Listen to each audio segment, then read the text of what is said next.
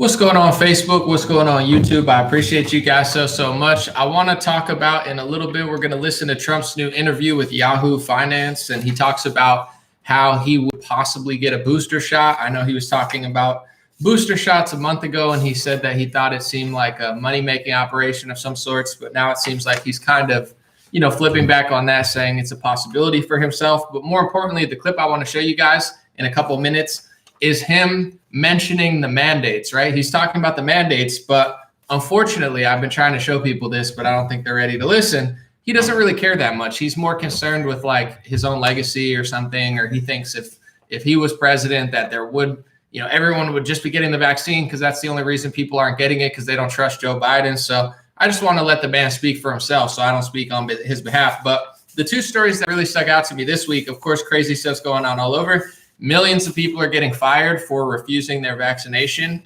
I know multiple people who've gotten fired in the last couple of weeks for this. But these two stories real quick. California pushes first U.S. vaccine mandate for school children. This is Gavin Newsom on the front of AP, who is leading the way with mandates for school children. And also this story is pretty crazy. And I think what kind of, I don't know that I would say surprised me, but I guess it was disappointing. Largest Louisiana health system fines employees with unvaccinated spouses. So the largest health system in Louisiana will start fining employees a couple $100s if they're married to an unvaccinated person, aka a person who, a spouse who didn't get the COVID vaccine. And even in Florida, Louisiana, I would say Texas, Idaho, you name it, a lot of corporations control a lot of the real estate. And also when it comes to the health industry, a lot of these big players are not really on your side. So we'll talk about that. We'll try to keep it optimistic and positive today, but I really do want to get to this video, and I will. And I gotta let it speak for itself. So as people are coming in, I appreciate you guys. I'm gonna try to stay calm, because sometimes when it comes to Grandpa Moderna, the vaccine salesman, sometimes I get a little bit emotional. But they say facts don't care about your feelings, so I'm gonna try to stay calm today, because I got a little upset yesterday. So I'm gonna let him speak for himself. California, I'm sure you guys know, pushes a U.S. mandate. It says California is poised to impose the first nation's coronavirus vaccine mandate for school children. Newsom says it won't take effect for all children until the U.S. government has finished fully vetting the vaccine for two age groups, 12 to 15 and 5 to 11. That means those in 7th to 12th grades will probably have until July to get their shots. So they're coming for the children. I mean, this was obvious, I think, a while ago, and it's just going to keep happening in especially Democrat areas, but probably others too. I know I have my opinion and perspective. I've told people a million times, so I don't want to talk about it, but I have a friend, I'm not going to say where. He lives in a liberal city. He's more liberal. He got vaccinated, but he said he doesn't want his kid to get vaccinated. He's like, I don't think they, in their opinion, he doesn't need it, etc. So it's starting to get to, I think, people who are more liberal, or maybe even people who are conservative who got the vaccine but think it should be a choice. It's becoming more and more clear that it's not going to be a choice. I think some of us saw this coming years ago. Others are starting to see it now. It's not a competition, but it's very, very clear they're going to keep chugging and chugging along. They're going to put it to children. They're going to try a travel mandate. They've already done it on cruise lines. So I think at this point, this idea that, it's available and whoever wants it can get it, that's not the game we're playing. So regardless of what, side of the I got it, I didn't get it, I like it, I want it, just be honest about the game we're playing. Because the conservatives, and it's not really a political issue, it shouldn't be, but I know conservatives at this point in America tend to care about freedom and liberty more, libertarian type people. And I follow some people that are conservative libertarian, and they're still acting as if we live in like 2018. They're like, well, if you want it, you can get it. And it's like, yeah, I don't think that's really what's happening. But yeah, I feel you. But yeah, no. Fox News reported, and so did a bunch of mainstream media. I just chose the Fox one today. Largest Louisiana health system fines employees with unvaccinated spouses. Ochsner Health will start charging employees $200 per month or $100 per pay period if their spouse or partner is unvaccinated. This is not a mandate, as non-employed spouses and domestic partners can select a health plan outside of Ochsner Health offerings, he told Northern Louisiana. So, It's not a mandate. It's just if your spouse wants to join the program, they're going to charge them extra money. This is already happening on cruise lines. I think if you're unvaccinated, they have like a different set of rules. So that's the world we live in. I mean, it's going to take, and I'm going to play the Trump clip right now. I don't want to waste too more time, but we have to stop at bare minimum, in my perspective. We have to stop pretending like we're living in 2018. Like people are like, yeah, I'm all for it if you want it. It's like, so am I, but that's not the world we're living in. So the more people who get this, the more people who are going to keep their job. And then there's going to be less people who leave their job and, have to take a sacrifice in order to stand up against this tyranny. So it's a real numbers game. And as they get more and more people to do it, they're going to keep implementing it. And as I played the clip, they told people if you're vaccinated, you could take your mask off. And if you're unvaccinated, you could leave it on. It's funny how, sorry about this. I just realized, I apologize with the, sorry about the audio. I realized my microphone was way over there. I guess you guys could hear me, but it should be a little more clear now. Sorry if it hurt your ears. But it's actually people who aren't listening that are more free, in my perspective. Because if you're fully vaccinated, but you work for one of these big corporations, you still have to wear a mask, right? You're still getting kicked out of school. They're like, oh, go back to remote learning. In Harvard and Connecticut, they have schools that are like 95, 98% vaccinated. I think one of them's 94, 95%. The other one's like 99%. The one in Connecticut is more vaccinated. They had remote learning. So it's like the more you listen, they hold this thing in front of your head. If you listen, you're going to get this. And then people do it and then they don't get it. I just pray that people are paying attention. But let's get to this clip because I think this is the elephant in the room that no one wants to talk about, that I've been talking about since last March. And I've been getting, it's not been popular. Let's just put it that way. Because a lot of people obviously like Donald Trump, but he doesn't really care about the mandates. He says, yeah, freedom or whatever, but listen to his perspective when he brings up mandates and Joe Biden. I'm going to play it. He says, let's just play the clip. I don't want to speak on his behalf. This whole thing is going. I mean, I was surprised. I thought it would have been gone long before now. You don't hear Biden being criticized for the fact that this thing is lingering on in some cases, numbers that are very, very large. It is, Mr. President, it is lingering on. But when I mentioned you had said to your supporters, get a vaccine, some of them booed. And the current data shows us that it's the unvaccinated that are contributing to why it's lingering. What do you say to those people? Well, it's interesting. When I was president, everybody wanted to get the vaccine. Everybody. There was a rush to get it. You didn't hear anything about mandates. You didn't hear anything about, people don't want to take it. After I left, people don't want to take it. And it's very interesting. And I think it's because they don't trust Biden. They don't trust the administration. As you know... you don't think it's misinformation about the vaccines? Vice President Harris made some very nasty comments. And I think maybe people took that seriously, what she said. But, I think they hurt the vaccine. Now they're trying to get everybody to take it. But I will say, and I think you'll agree, when I was president, there was a rush to get it. Everybody wanted to get it. It was only after that you started to hear this. So, I'm going to play the beginning part of the clip too, because he's asked about booster shots and he says, maybe I'll get one if I feel inclined or whatever. But, the guy's trying to talk about stuff. And in Trump's mind, if you listen to his thought process, he's so not concerned with you and what millions of firefighters, police officers, military members, border patrol, these people who really bust their ass and, voted for Trump, supported Trump, these people who are being faced with the decision all over the country, all over the world, either get the vaccine or you're going to lose your job of 10, 20, 30, 40 years.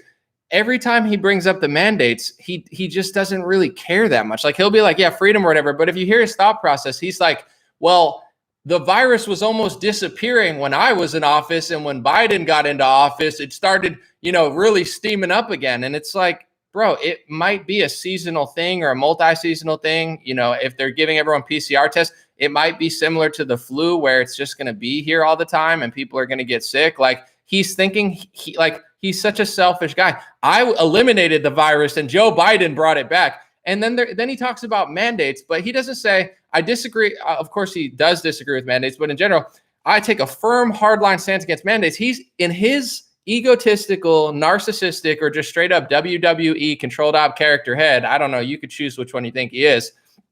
He's thinking, if I was president, there would be no vaccine hesitancy because everybody was getting the vaccine when I was in office. Everybody was lining up to get it. And it's like, dude, some people, yes, some conservatives, like, they trust you so much. If you said poop in your hand and throw it in your face, they do it like a monkey.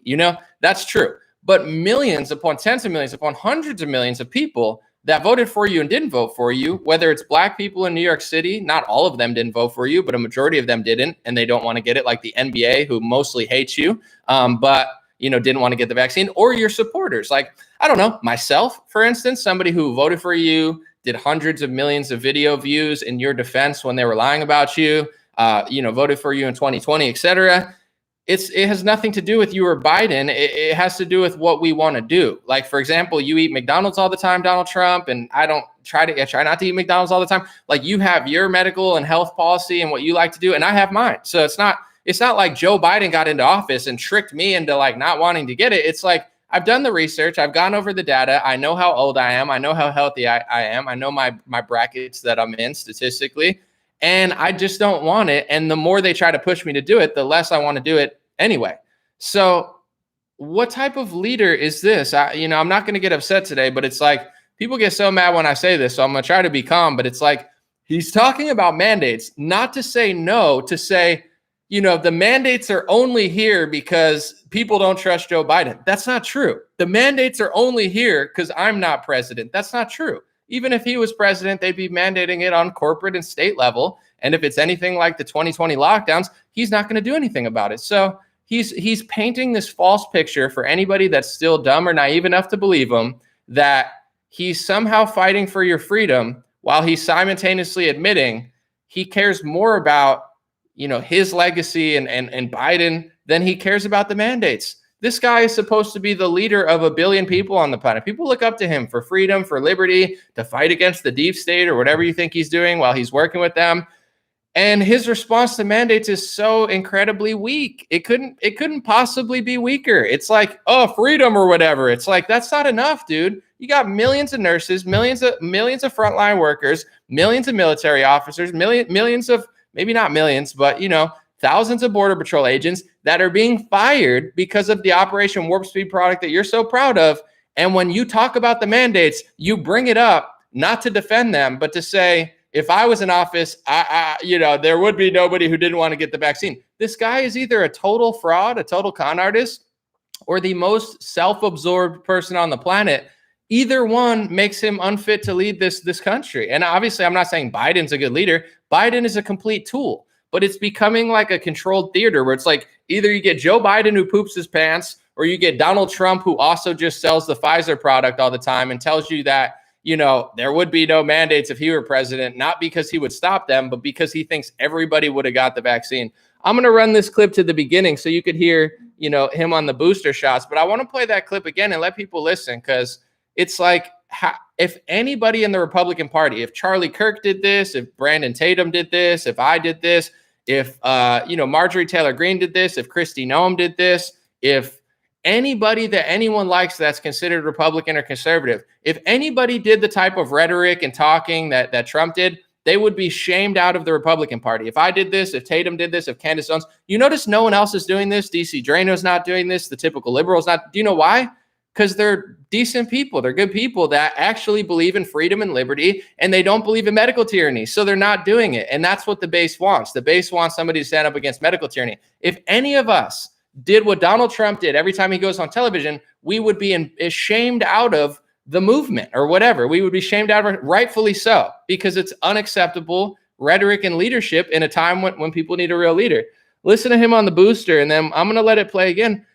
He's talking about mandates like, oh, yeah, the only reason people don't want the vaccine is because they trust me. And I mean, if I was there, everyone would be getting the vaccine. It's not true. You disgusting fraud. You big pharma salesman sneak. Stop lying. Donald Jr., talk to your father. He's a complete embarrassment. He's a complete letdown. His leadership is piss poor. Somebody talk to this guy if he's not just a joke and that's his position. If he's really like that egotistical and delusional, please have a conversation with this guy, because it's getting embarrassing and embarrassing and embarrassing. It's getting more embarrassing by the day. This is not the leadership the country needs right now. My friends, my family members, people that I love are being kicked out of their position in their profession because they refuse to bow down to Operation Warp Speed. And this guy doesn't care. He doesn't give a shit, like, at all. He's like, yeah, freedom or whatever, but do you have time to hear me try to sell the Pfizer product? Do you have time to hear me bow down to Johnson & Johnson and tell you how great I think it is? Do you have time to hear me say that if I was president, everybody would be getting the vaccine? Liar. He's 100 million people were saved. I saved the Spanish flu epidemic. Liar. All he does is lie now. Let's talk this about is COVID, whack. He's a whack Operation loser. Warp Speed is one of the positives from the administration, and you've brought up the need for vaccines. You've actually told people to get vaccines. I'm just curious. I got the Pfizer vaccine. Which vaccine did you get? Have you shared that with us yet? Well, I got the Pfizer, and I would have been very happy with any of them. I thought a very bad statement was when they did a pause on Johnson & Johnson. I think that frightened people. That was a bad thing to do. Real quick, I just want to say when Trump got into office, he was a skeptic. He was talking about side effects. He was trying to work with Robert F. Kennedy, who's now banned off everything. But in general, Trump was like a skeptic of side effects, right? So it's not like he's just like oblivious of this stuff. And I'm not saying, yeah, they're side effects, they're rare, whatever. I'm not saying they're every day or anything. But like now he's more concerned with the fact that they pulled Johnson & Johnson off the market. He's not concerned with why they pulled it off the market. He's just like a Johnson & Johnson salesman. Like, they should have never pulled it off the market. They should have kept it there so people kept taking. He doesn't care. He's not like Bolsonaro, who talks about the liability. He doesn't care. He's not like Marjorie Taylor Greene or Candace Owens, who talks about this stuff. He doesn't care. He's on their team. But let's go.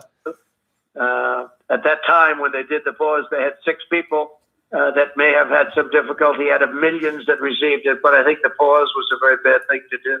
Mr. President, you've talked a lot about the good state of your health, and I'm curious, would you get the booster shot?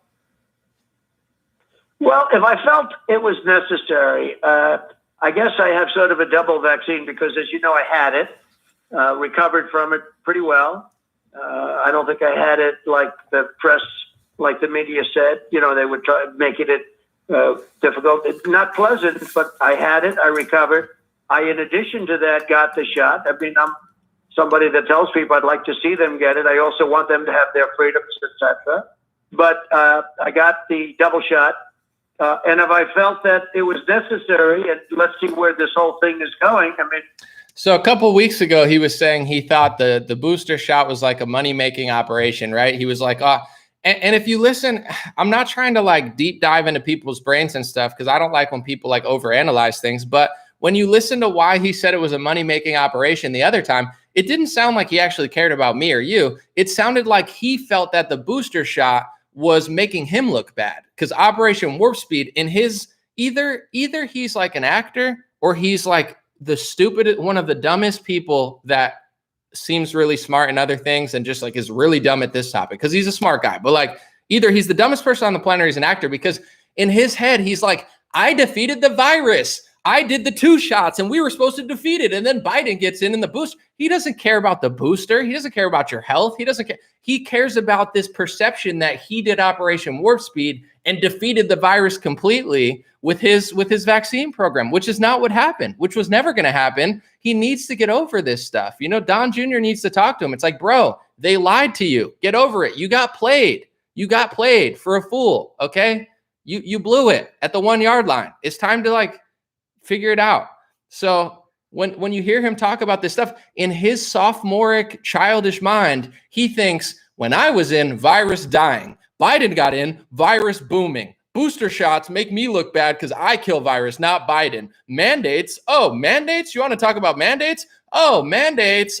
They wouldn't be here because everyone would have got the vaccine if I was in office. I was the best vaccine salesman. Joe Biden doesn't sell it as good as me. He's such a loser. Either he's an actor or he's the dumbest person in the Republican Party. And I mean, there's some pretty dumb people there, so I don't want to exaggerate, but Rand Paul, real leadership. DeSantis, way better leadership than him. Seriously, I'm not saying these people are perfect, but I'll take literally anyone besides this fat vaccine salesman, con artist, Snake, who keeps leading his people to the slaughter. Now, listen again of him talking about mandates and how he doesn't really give a shit. He's just like, well, if I was in office, everyone would have got vaccinated. That's not true.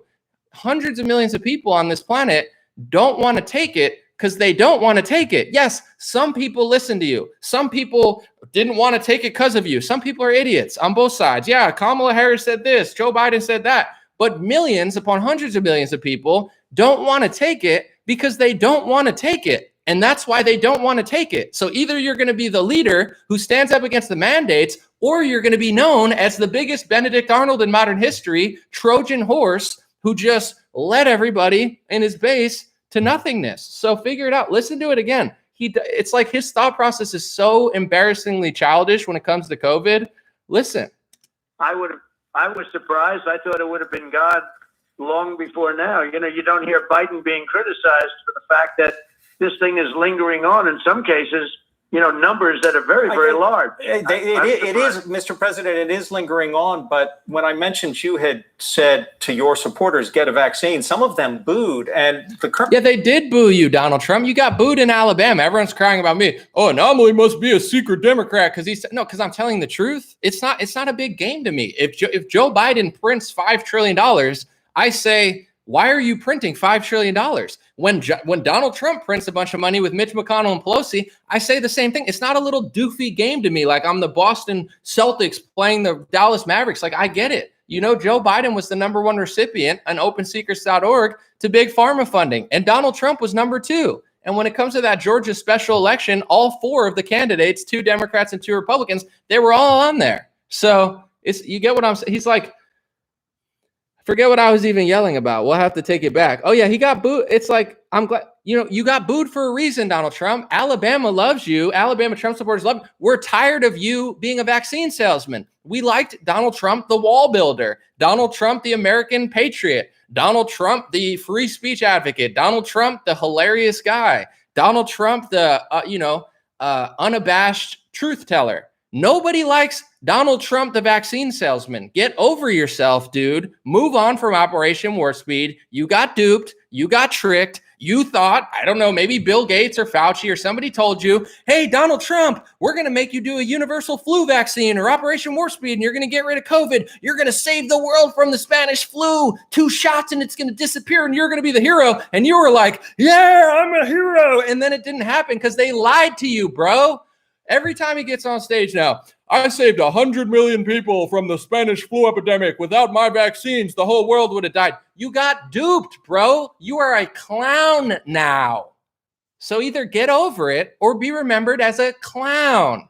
He's like, you did get booed by your supporters, rightfully so. Alabama, Trump supporters, they don't want your damn shot. They've had that sold to them 1,000,000 times. If they want it, they got it. If they didn't want it, they didn't get it. They don't need you, the big fat Grandpa Moderna, the snake vaccine salesman, doing what Bill Gates did. Honestly, Bill Gates isn't even on TV that much anymore. You're on TV selling the vaccine harder than anybody, you clown.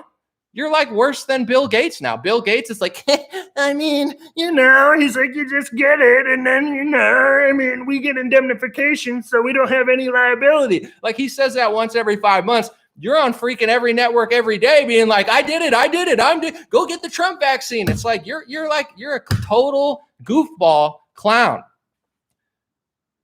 In some cases, numbers that are very, very large. It is, Mr. President, it is lingering on. But when I mentioned you had said to your supporters, get a vaccine, some of them booed. Boo. The current data shows us that it's the unvaccinated that are contributing to why it's lingering. The unvaccinated are contributor to why it's lingering. Actually, Guy, the data says that it will protect you from hospitalizations. The data doesn't say that you're getting it and you're transmitting it only if you're unvaccinated, but whatever, you could lie to people, whatever. What do you say to those people? Well, it's interesting. When I was president, everybody wanted to get the vaccine. That's not true. Everybody. No. There was a rush. All right, we're going to run it back. When I was president, everybody wanted to get the vaccine. In his head, Grandpa Moderna, the vaccine salesman, or Grandpa Pfizer, the vaccine salesman, it's like this Trump rally. I'm vaccine man, and everybody's lined up. The whole world wants to get my vaccine. You're a clown. That's not what was happening. Everybody didn't want to get it. Some people did want to get it, and some people didn't want to get it. Some Democrats didn't want to get it. Some Republicans didn't want to get it. Some white people didn't want to get it. Some black people didn't want to get it. It wasn't like in his head, he's like, everybody wanted to get it when it was my vaccine. No, you're like Big Bird now. When I was president, everybody wanted to get the vaccine. Everybody. There was a rush to get it. You didn't hear anything about mandates. You didn't hear anything about, oh, gee, people don't want to take it. After I left, people don't want to take it. He's like, the other time he was on, he's like, there were no protests when I was in office for the vaccine. It's because of Biden. It's like, no, you idiot. Some people are being forced to take this product they don't want. It has nothing to do with you or Biden, you idiot. Let's run it back because I don't want to interrupt this clown.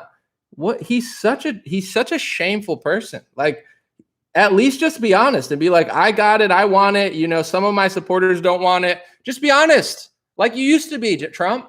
Not like, hey, everybody wanted it when I was in office, and then Joe Biden got it, and everybody. It's like, shut the. Didn't hear anything about, oh, gee, people don't want to take it. After I left, people don't want to take it. And it's very interesting. And I think it's because they don't trust Biden. They don't trust the administration. As you know... you don't think it's misinformation about the vaccines? Vice President Harris made some very nasty comments. And I think maybe people took that seriously, what she said. But, I think they hurt the vaccine. Now they're trying to get everybody to take it. But I will say, and I think you'll agree, when I was president, there was a rush to get it. Everybody wanted to get it. It was only after that you started to hear this. So there's like no ounce of concern, like millions of my supporters, millions of nurses, the border patrol that bust their ass for this country, they're being forced vaccinated as well. He can't even take 5 to 10 seconds to be like, yeah, that's messed up. He, in his stupid head, everybody wanted to take it when I was in office, and now that Joe Biden's there, they got to mandate it because nobody wants to take it. When I was in office, everybody was like, he thinks he's like Peyton Manning or something, like running up the stat sheet. And he's like, man, everybody wanted one. What do you think you are, selling candy bars? You think you're Willy Wonka or something, dude? Like when you were in office, everyone wanted it. And now that you're gone, no, there's hundreds of millions of people who just don't want it, dude. If you were in office, my opinion is not radically changed. I'm not one of these, no offense, morons that listens to you and Sarah Huckabee Sanders march around the South and say, get the Trump vaccine. Like you're like, hey, get the Trump vaccine. You could be like Trump, give me money. I'll give you a signed Herschel Walker football, huh? And then they're like, oh, I'll get it just because Trump. Yeah, there are some people like that, but for the most part, your supporters are smart people. Either they want it or they don't. They're not convinced by your little goofy sales pitch for Big Pharma. You and Sarah Huckabee Sanders, like, hey, did you hear about General Milley? Yeah, get the Trump vaccine, huh? What do you think about Afghanistan? Like, cool. Wow, that's so smart. Going to the South where they've already been sold this product 1 million times and just selling it more. Wow, you're such a cool leader for Satan, for the devil, not for this country. For Satan, you're doing a good job, but for America, you're not. You know why, dummy?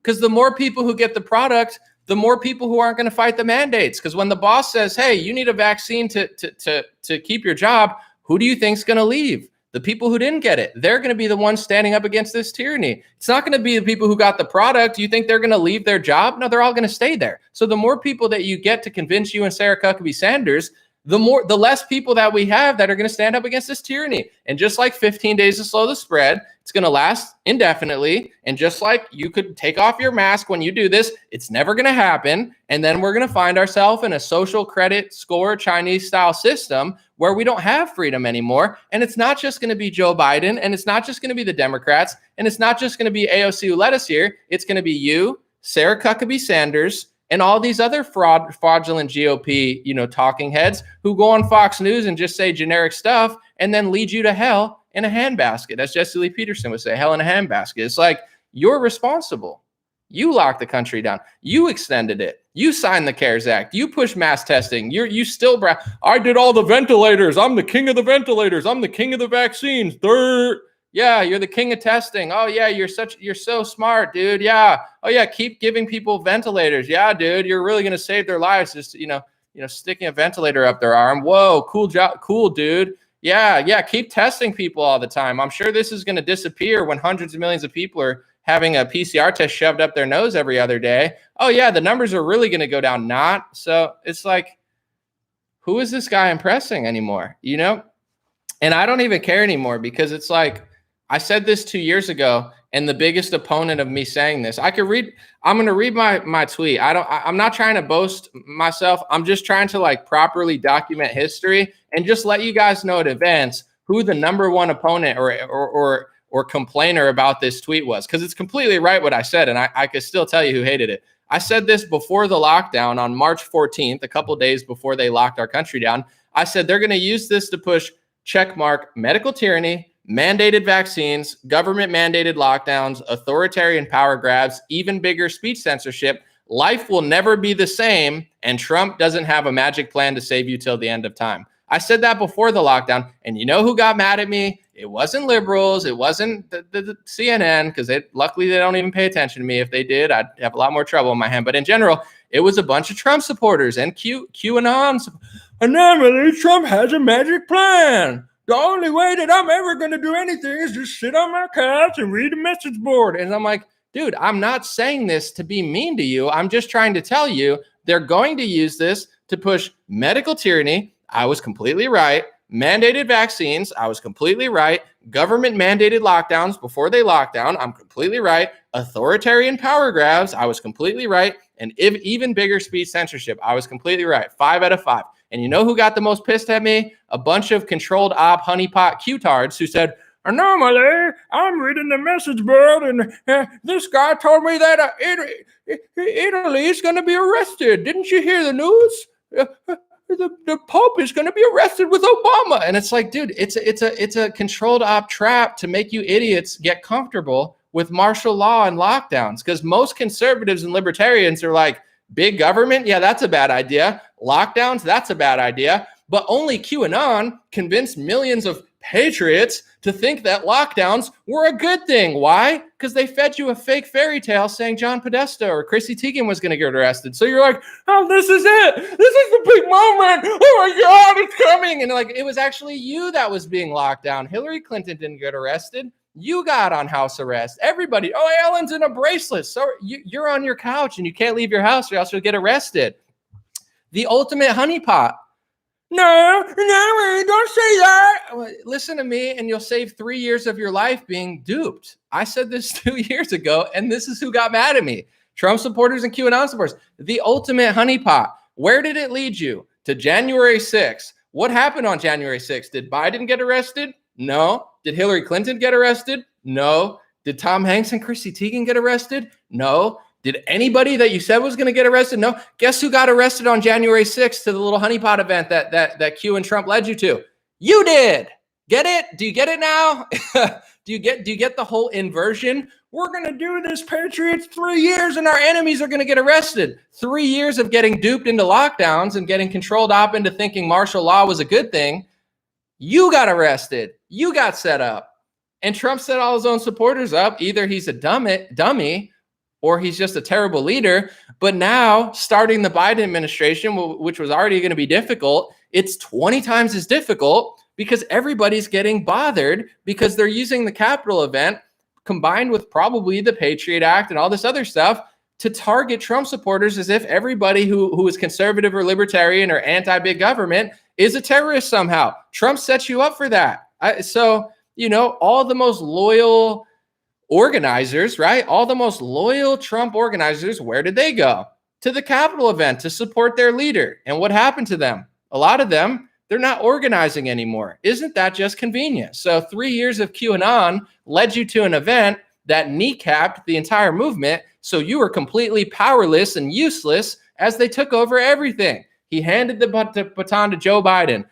Operation Warp Speed, you take it over, buddy. And that's all he has to say to you right there is, if I was president, all these people would want the vaccine. It's offensive. And I'm not like, oh, I need a safe space. Donald Trump's offending me.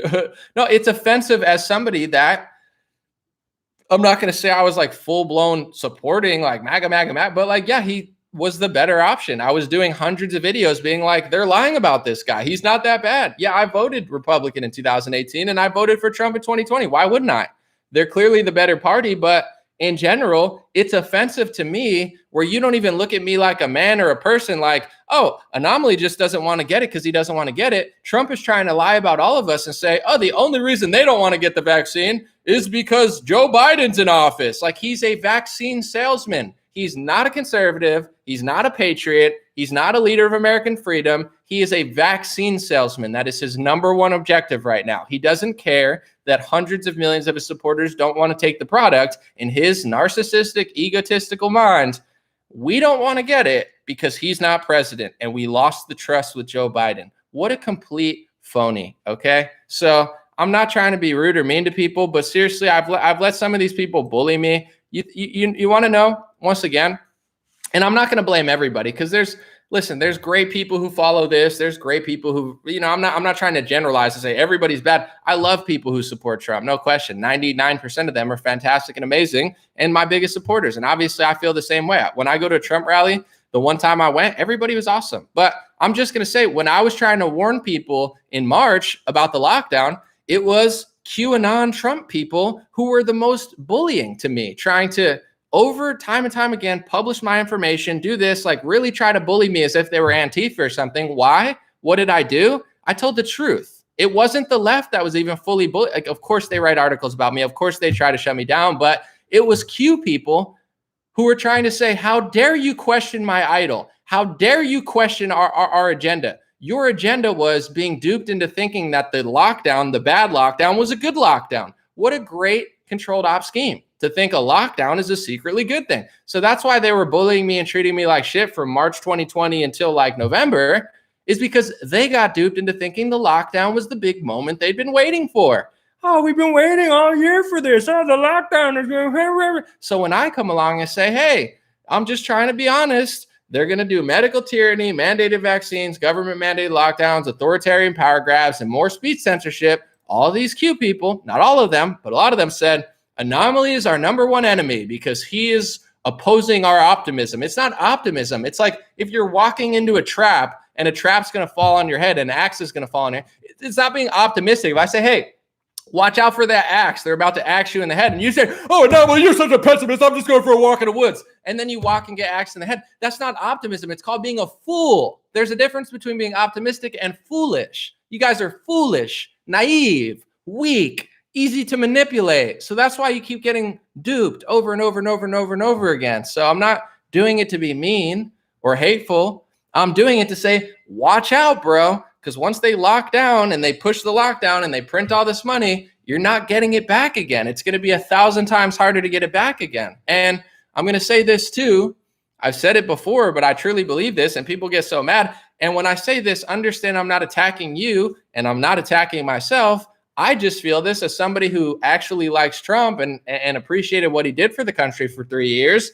If Hillary Clinton or Joe Biden or Barack Obama or even Mitt Romney or one of those other Republican phonies or George Bush or Jeb Bush, if they were president and they looked into the camera with Fauci and Dr. Birx's, dark little whatever spirits behind him and said, we need to do 15 days to slow the spread.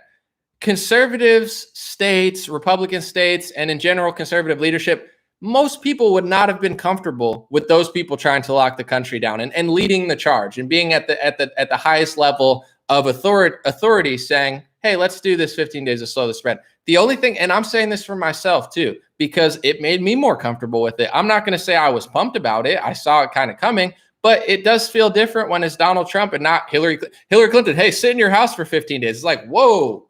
No. This is a trap. But Donald Trump made patriots and conservatives and libertarians complicit with the lockdown. It wouldn't have been that easy to lock down Texas and Florida if it was a Democrat telling them to do so. And also one of the biggest movements that made people okay with the lockdown was QAnon, because QAnon spent 3 years using codes to tell people martial law is coming, lockdowns are coming, and closing things down is coming, and that's a good thing. When things start closing down, that means the pedophiles are going to get arrested. So people thought that. They got some truth, they got some questions, and then they thought when the lockdown happened, well, this is good. Trump's in charge, Trump's telling us to lock down, Q's telling us it's okay, and that was the end of American sovereignty as we know it. I don't believe, and I'm not blaming Trump, I'm blaming myself.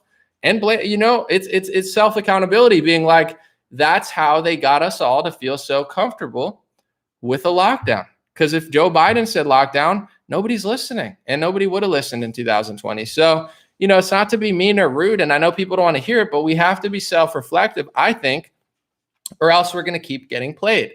Like, for instance, after 9/11, they used 9/11 to go to the Middle East, to go to Afghanistan, to go to Iraq, to go to Libya, to go to Syria. They used 9/11, the Patriot Act. And why did it work out so well? Because George Bush played the role of a patriot, right? Everyone thought, well, he's going to go fight those crazy Arabs who hurt us. And in reality, they were paving the groundwork to call you terrorists. So people like, and, I'm not trying to just say him, but Alex Jones, Bill Cooper, probably David Icke at the time, or people that they would call crazy, right? They warned people, and I'm sure others did as well, even probably liberals at the time and conservatives, honest ones. They tried to warn people, this Patriot Act, if you read it, it's not just for Al-Qaeda, al-Nusra, or ISIS, it's for you, because they're so broad with their definition.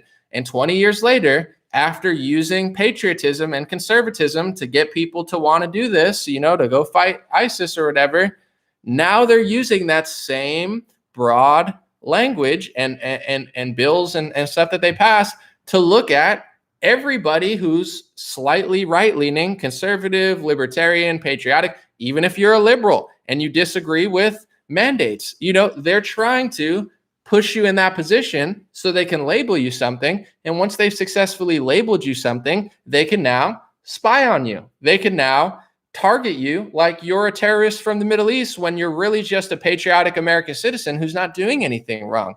And they especially use January 6th as a catalyst to do that 20 times as much. So the thing I'm saying is, if we just say Democrats, Democrats, Democrats all the time, we're doing ourselves a great injustice, because they go back and forth like a ping pong ball and use leaders and situations to, push legislation, whether it be when a school shooting happens. And for the record, I'm not saying that it's not real. I'm just saying when something does happen and it is real, they use the emotion and the fear to then, like Donald Trump tried to pass, I don't know if it went through, a bump stock ban, right? He's like, oh, I'm going to ban bump stock. He wasn't going to ban bump stocks unless there was a shooting. So I'm not saying it's made up. I'm just saying they don't let a tragedy go to waste. So when something happens on 9/11, they use our emotions as right-wingers or conservatives. At the time, I was not neither. But in general, it's like they'll use it and then pass a law that's completely not for you. But nobody realizes, because they're so caught up in the moment. So that happens even with COVID. The reason I know, if anybody's interested, the reason I saw all this stuff happening is because when a virus hits and they now have the justification to lock the country down, that's why I said what I say: medical tyranny, mandated vaccines, government mandated lockdowns, authoritarian paragraphs, even bigger speech censorship. Some people are saying, oh, I knew the same thing. Some people are like, wow, that's prophetic. But really, it's like, okay, they're going to lock the country down, print all this money, shut down like what do you think they're going to do? They're going to use this to their advantage. And they were already years ago, that's why I said in 2019, they were already trying to mandate vaccines in New York City and New Jersey and in California. So now that they have way more fear and way more emotion, they now have the justification to mandate vaccines. That's how I knew they were going to mandate vaccines a year before Operation Warp Speed came. And once they said they were going to lock down and it started seeming like they were going to, I was like, oh, there's no way. There's like a 1% chance that this isn't going to be used for mandated vaccines. So when people then come to say, oh, anomaly, Trump didn't want to mandate the vaccines, well, then he's not really that bright of a leader, because I'm 31 years old. I have a laptop and a cell phone. And if I could figure it out and Donald Trump can't, maybe he shouldn't be the president and the leader of the conservative party if he's too dumb to figure that out. Because I figured it out. Why did I figure it out? Because I know how the pharmacy industry works. It's the best product in the world.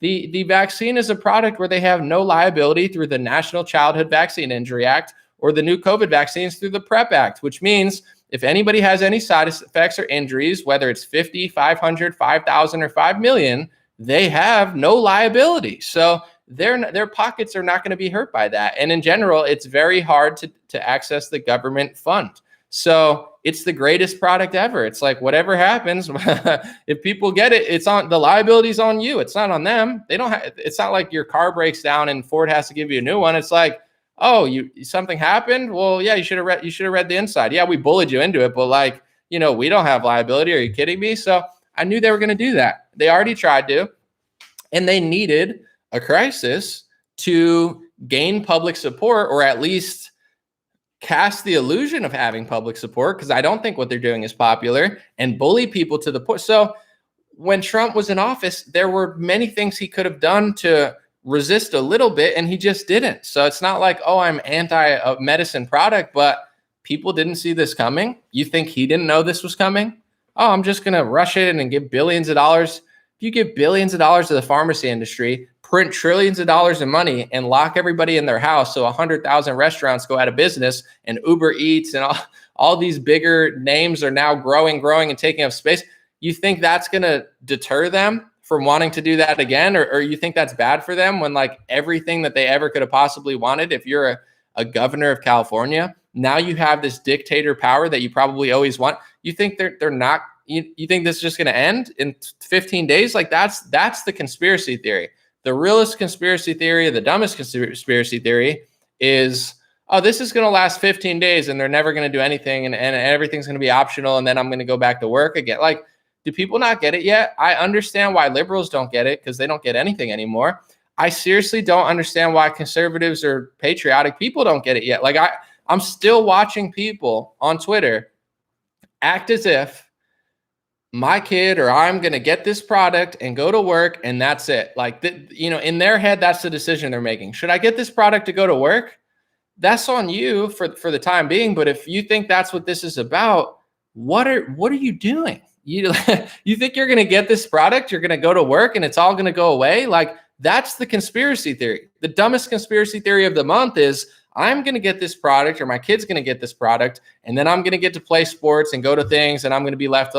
What are you talking about? The only people that are getting left alone right now are the people who are not paying attention. For example, I'll use myself. I haven't flown in 3 months or 4 months. I haven't worn a mask in 3 or 4 months. Nobody's bothered me. I've been in all sorts of things. I've gone to a Green Day concert. I went to the US Open golf tournament. I've been all over the place, never had a test, never had and by the way, if I'm sick or I don't feel well, I don't go out. I'm not a degenerate trying to get people sick. I take care of myself. So if I don't feel well, I stay inside. But in general, I'm the one who's living normally. Why?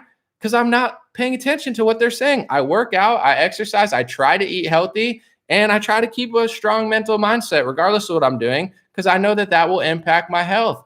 The people that listen to them, these are the people that are not living normally. I got the double shot. Okay. Is your mask off? Remember when they told you you'd get the vaccine and you could take your mask off and then I would have to keep my mask on? My mask's not on. My mask's not been on for months. Is your mask? Oh, your mask's not off? Everywhere I go, if I go into Whole Foods, they're making them wear masks. In Subway, they're making all of these major corporations and even some small coffee shops and stuff. They're making and it's funny that it's happening in an Orange County, in Orange County, but in a red county, because I went to Colorado in Breckenridge and nobody was wearing a mask. So even Republicans in California are somehow more pathetic and weaker than liberals in Colorado. But in general, it's like, I'm living normally. The people who listen are never going to live never. That's the whole game. So that's the part that really shocks me the most, is when people are like, I got to get this to keep my job. What do you think I should do? And I don't tell people what to do. Listen, it's your job. I would not want to be the one who loses your money. I also don't want to do what these celebrities are doing. A lot of these celebrities say, oh, you're not a doctor, but you should get the vaccine. Well, you're not a doctor either. And when you're telling your audience to get the vaccine, you don't know if they have autoimmune disabilities or they might have Guillain-Barré syndrome or heart issue. So how are you a doctor? I'm not a doctor, so I don't tell people anything. How many celebrities told people to get something and then they had a side effect? There's a tennis player, Chardy, who's out for the whole season because he had an injury. And now he's out from a vaccine injury. Look it up, Google it. He's one of the top tennis players in the world. So I'm really not a doctor. So when people say, should I get it? I don't tell people to get it because I'm not a doctor and I don't want to live with this if you get side effects. And also I don't tell people not to get it because I don't want you to, if something happens, I don't want you to blame me or if you lose your job or whatever. So I don't tell people what to do, but what I do tell people when they say to me, do you think I should get this to keep my job? And it's like, I'm not telling you what to do. I could give you articles and stuff, but you have to make that decision. But my thing is, if you think you're going to get this and just keep your job and you're never going to have to do something else, that's not what's going on. So I don't want someone to lose their job, but it's also like, what part of this last 2 years are you not seeing? It's like they told people once they got vaccinated they wouldn't have to wear a mask again. They got 99% and 95% of certain universities vaccinated, and now they're on remote learning. They got 95% of Royal Caribbean vaccinated and Carnival vaccinated, and they had too many outbreaks, and now they have to close down again. And my next video is going to be on Connecticut and Vermont, two of the most vaccinated states, where they've had 2 universities shut down. And by the way, Connecticut, look up how many deaths. Google Connecticut COVID deaths. I'll do it right now. Ready? I'm just interested in the data because I understand it could be either, but let's see. Connecticut, this could be my next video. I don't want to. COVID deaths, one of the most vaccinated states. They had, on October 1st, they had 21 deaths on October 1st. You have to go back to last October, and they had nowhere near that on any single day. So on the 1st of October, they already broke a record for most deaths in a day in October for COVID data. So, and then if you look at Vermont, they had 4 deaths in one day in Vermont. They had a 2-month span last year in the same period where they had 0 COVID deaths, and they're having 4 in one day, 4 in one day, 2 in one day. So I'm just curious. And one of the things I read, I don't want to say it now, but they were saying out of the 10 deaths for the day period that I was reading in one of the Vermont articles, they're saying 8 out of the 10 people who died were vaccinated. So yes, there are correlations in Vermont to unvaccinated hospitalizations. It does seem like they're being hospitalized at a higher rate, which is what they're saying, which seems to be true. But also with the deaths, I'm just comparing it to last October. And my question is this, like November, December, those are going to be the months where it really spikes up. Like it's, in my perspective, but this is also new, it's spiking like that in October. That's not normal. And that's not a good sign, because November, December, January, these are months where COVID is almost definitely, like positive COVID cases are definitely going to spike, just like flu used to spike. So, I don't know.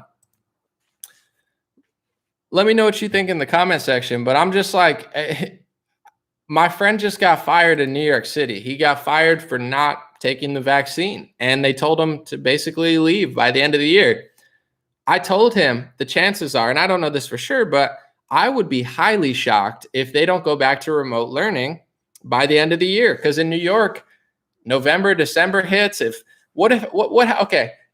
you're at a work where they say, we're testing everyone all the time, or we're testing this, we're testing that. If you test positive for COVID, or you get sick, you test positive for COVID, you tell your work, you say, hey, I tested positive for COVID and I was in yesterday. I'm just letting you know. What do you think they're going to do? Most places are going to say, oh my God, someone tests positive for COVID. We all have to go home. This is going to be a never ending cycle. And even the guy from Vermont, the governor, he recently said we might have to start living with this like the flu. They're already starting to admit in the news that herd immunity might not even be possible. It might be something that's seasonal, like the flu, or the common cold. I'm not saying it is the common cold, but people get the common cold at average. If you look at the CDC, says the average person gets common cold 2 to 3 times a year.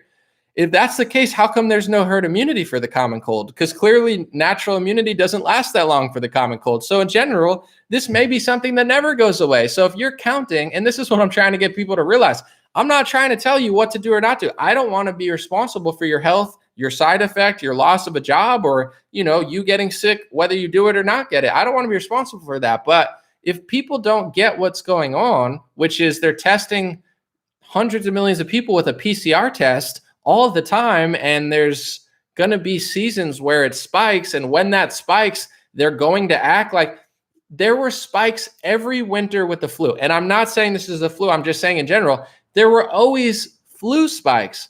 They never shut down the whole world. They never tested everybody. If you went to a Broadway play with the flu, they didn't shut down the Broadway thing. Oh my God, someone had it at the thing. Everyone could be. They never did this. And so it's never going back to normal. Never at this point. Oh my, people are going to say I'm a prophet in 2 years. Oh, Anomaly, you're such a doomer, but how did you know? Because it's a math equation. How many people are getting tested? How many people get sick every year? Versus what do you do when you get a test? If you get a positive test, what's the reaction? Is your reaction close down your school?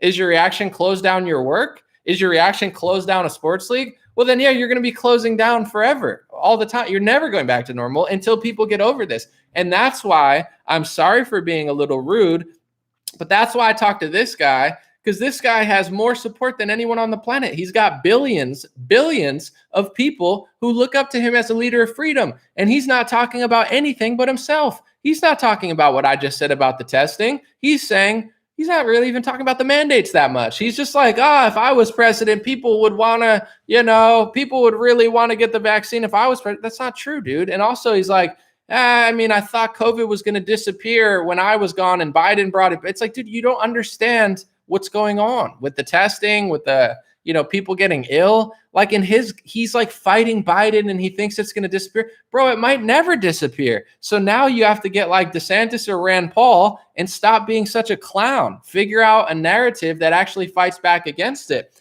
I have an easy one that I've been saying since March. If you can mandate a lockdown, you should be able to mandate jumping jacks. If you can, tell somebody that they have to pay $200 extra to be on a healthcare plan because their spouse is unvaccinated in Louisiana.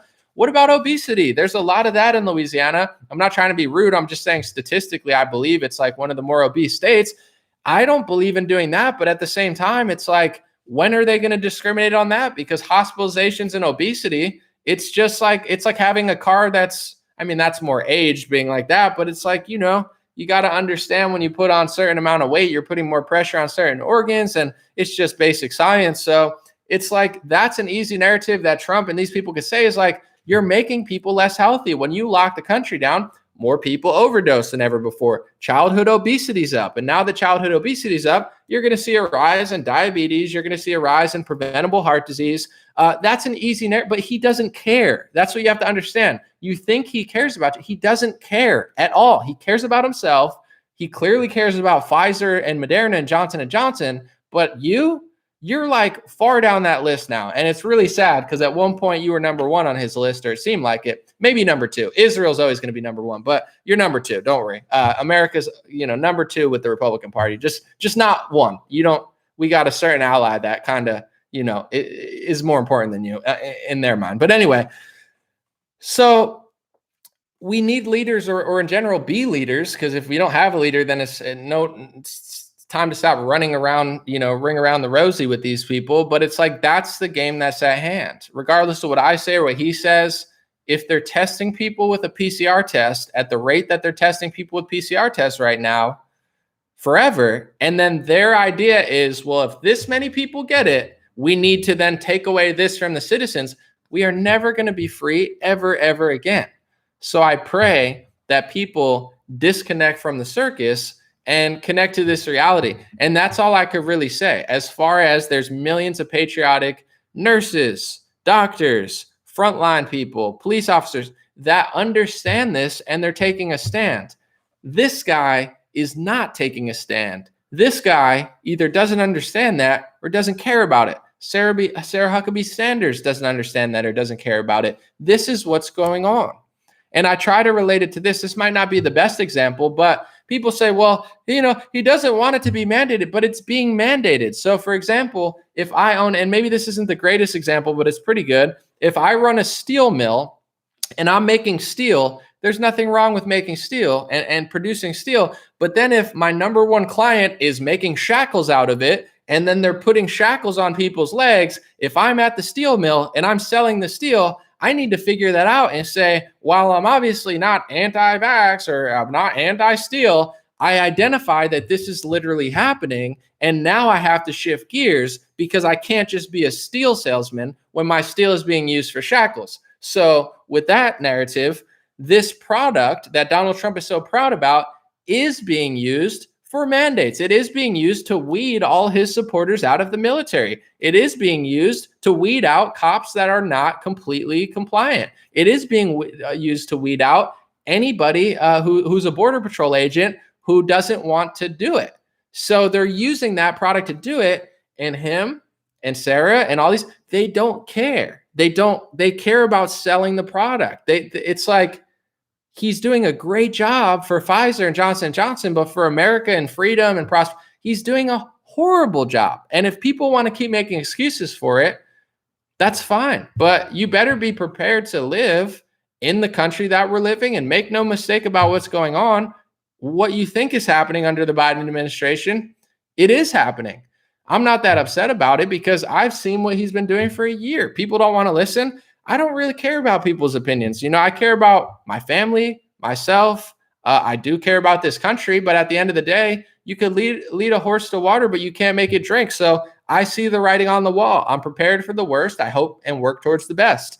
But if the best doesn't happen, I've been mentally prepared for over 7 months now for what I see happening. And if you go back to my Twitter from last March, like a month or a couple of weeks before the lockdown, I said, imagine if you could never fly again without a vaccine. Before they even locked the country down, I knew that they were going to try to kick me off a plane if I didn't get this vaccine that didn't even exist yet.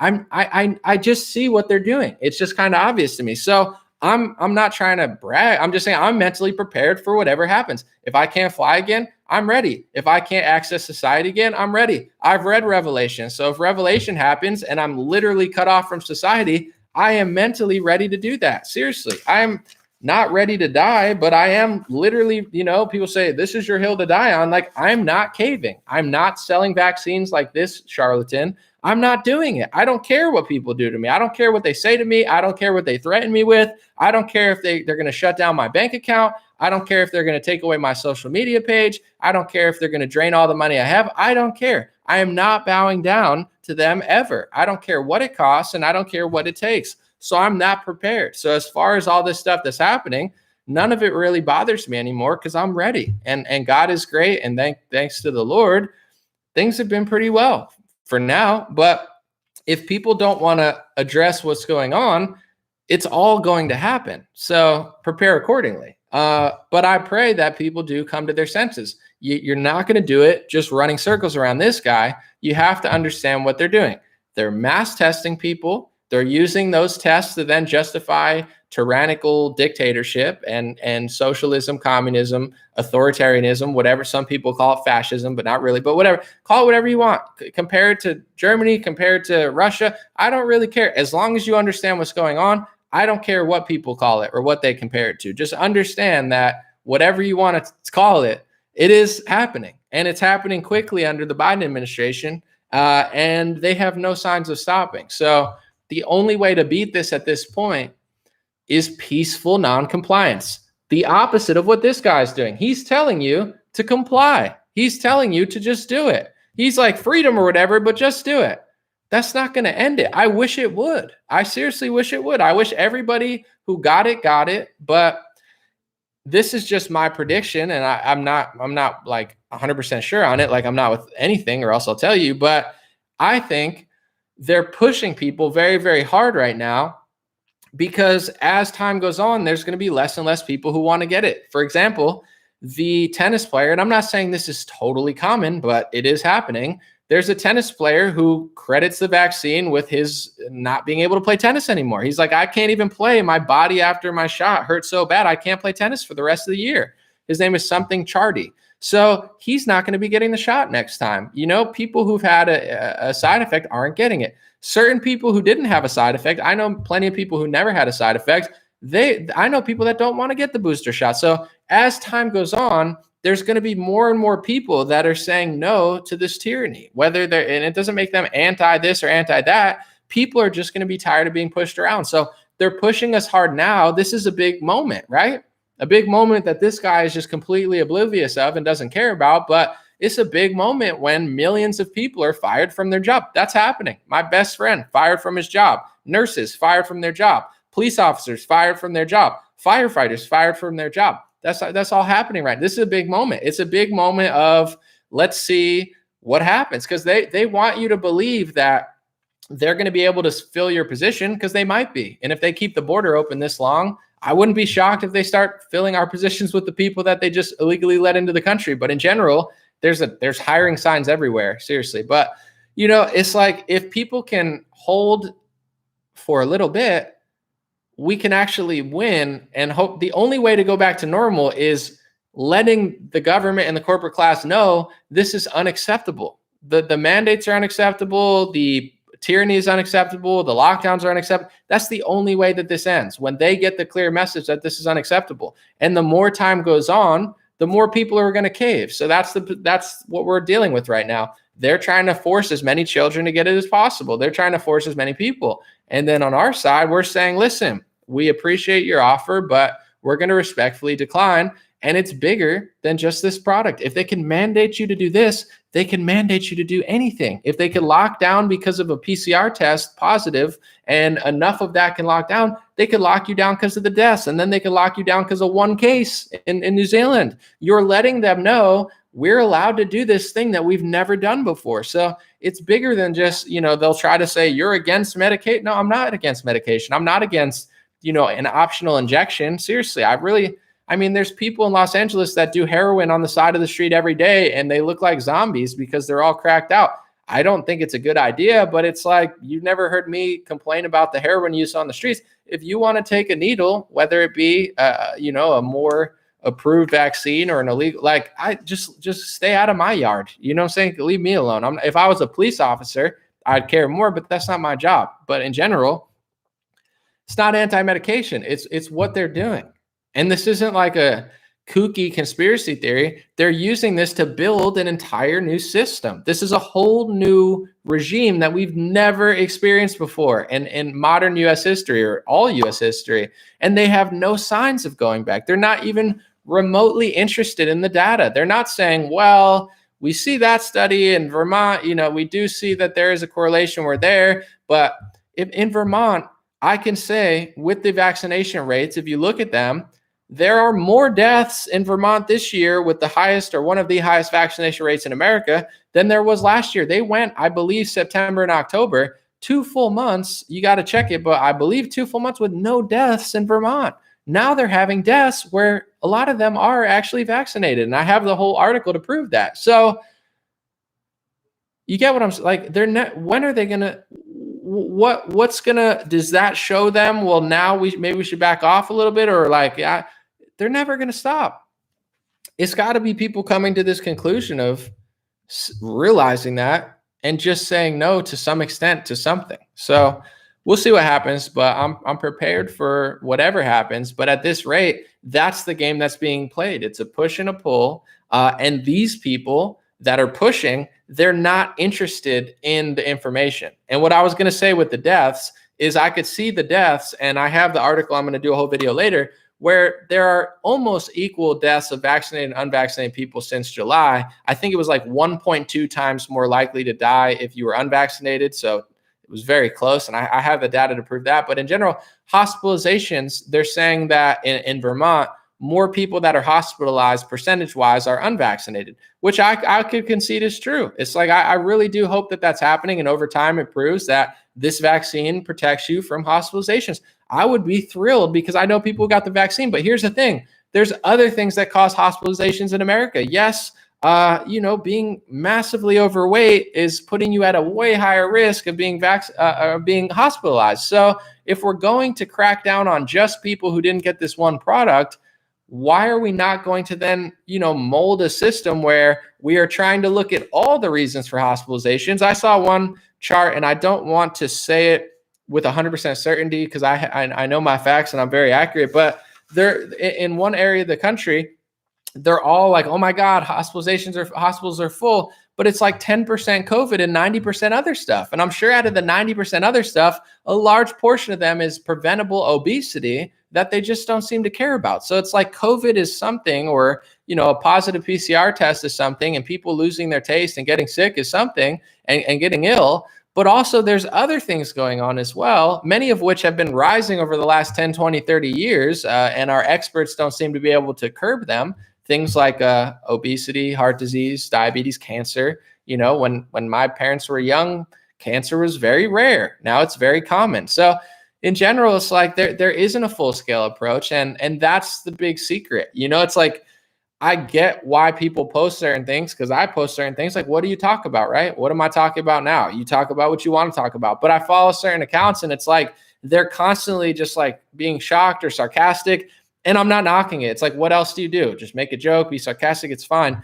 But in general, it's like they're not they're not following the science. So now we have to figure out what to do, right? We could all make jokes because you got to make the most of the situation. But it's like, it seems like some people I follow are still shocked. Like, How come they're doing it? Because they don't care. They don't care about the data. They don't care about the full scope approach. They don't care about the collateral damage of lockdowns. They don't care about the collateral damage of forcing everyone to get this product and kicking them out of their job. They don't care about the collateral damage that they're causing to people in New York City. They don't care about the collateral damage that they're doing to businesses. They don't care about the correlation between poverty and also your health, which is going to cause more poverty if you run down restaurants. They don't care how many black people in the NBA or in New York City aren't getting it. They certainly don't care about white people if they haven't made that clear on their media. And in fact, most of the people on mainstream media hate you. So it's like that's the big secret. It's like they're not really following the full scale science. What they're doing is following this science to promote a product forever. I don't know, promote this cash cow forever. It doesn't make you anti-vaccine to realize that this is the biggest marketing campaign in modern history. There's never been a bigger marketing campaign for any product literally ever in the entire history of modern humanity. And they've sold a lot of things. But as far as how much they've sold this vaccine, how much money and power and celebrity status and politicians and how long it's lasted, using a lockdown, using threats, coercion, threats of firing, threats of not being able to see your family, literal threats that are not just threats because they're following through on them, of not being able to go into hospitals. There's never been anything like this. And it all leads back to the biggest and the most wicked and the most abusive and intrusive marketing campaign in modern history. They are pushing this product at all costs. And I don't even have to get into certain things I could, but it's like, Thomas Massey on Twitter, he's always talking about, and I love Thomas Massey. He seems like a great guy. He said today, factcheck.org receives some funding for its vaccine fact checking from, I think it's Robert Wood Johnson Foundation, which holds approximately $2 billion in stock for the COVID manufacturer. That's what he's saying. I haven't got to look at it yet. So I went to factcheck.org, right? These trusty fact checkers that are just going to check the facts. And I went to their website, factcheck.org, and they have a financial disclosure. For the fiscal year of 2021, the number one contributor was the Annenberg Foundation. All right. They gave over $400,000. And then I just Googled Annenberg Foundation. And the first thing that popped up, I didn't even have to search for it, was Google said, who funds Annenberg Foundation? The Annenberg Foundation receives grants from the Bill and Melinda Gates Foundation. So it's like Bill Gates funds the vaccines. He funds places like The Guardian. He funds the Annenberg Foundation. And then the Annenberg Foundation funds the fact checkers. And it's like, I'm not knocking it. It's nice to fund things, right? It's nice to be a philanthropist. I would love to be one myself one day. But also we have to acknowledge the fact that, yes, Bill and Melinda Gates Foundation is a big vaccine foundation. And to some extent, there's nothing wrong with that if they're not being super intrusive. But it's like, you think that there's not going to be a bias on a fact-checking organization that's being funded by people with the stock and that are the biggest pushers of it on the planet?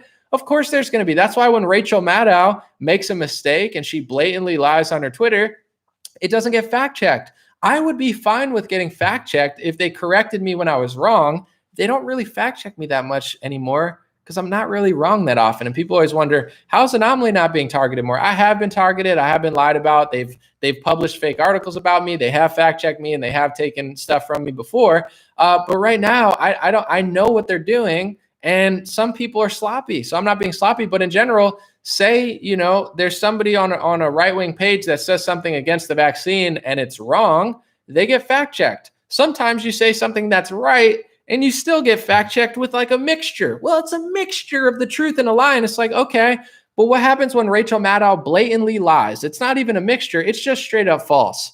There's no fact check. Why is there no fact check on her thing? Because they're not a bipartisan fact checker. These fact checkers are literally being funded by the biggest vaccine promoters in the world. So they're doing PR. They're doing PR where it's like, if somebody questions the product that we're trying to sell, you hound them like a dog.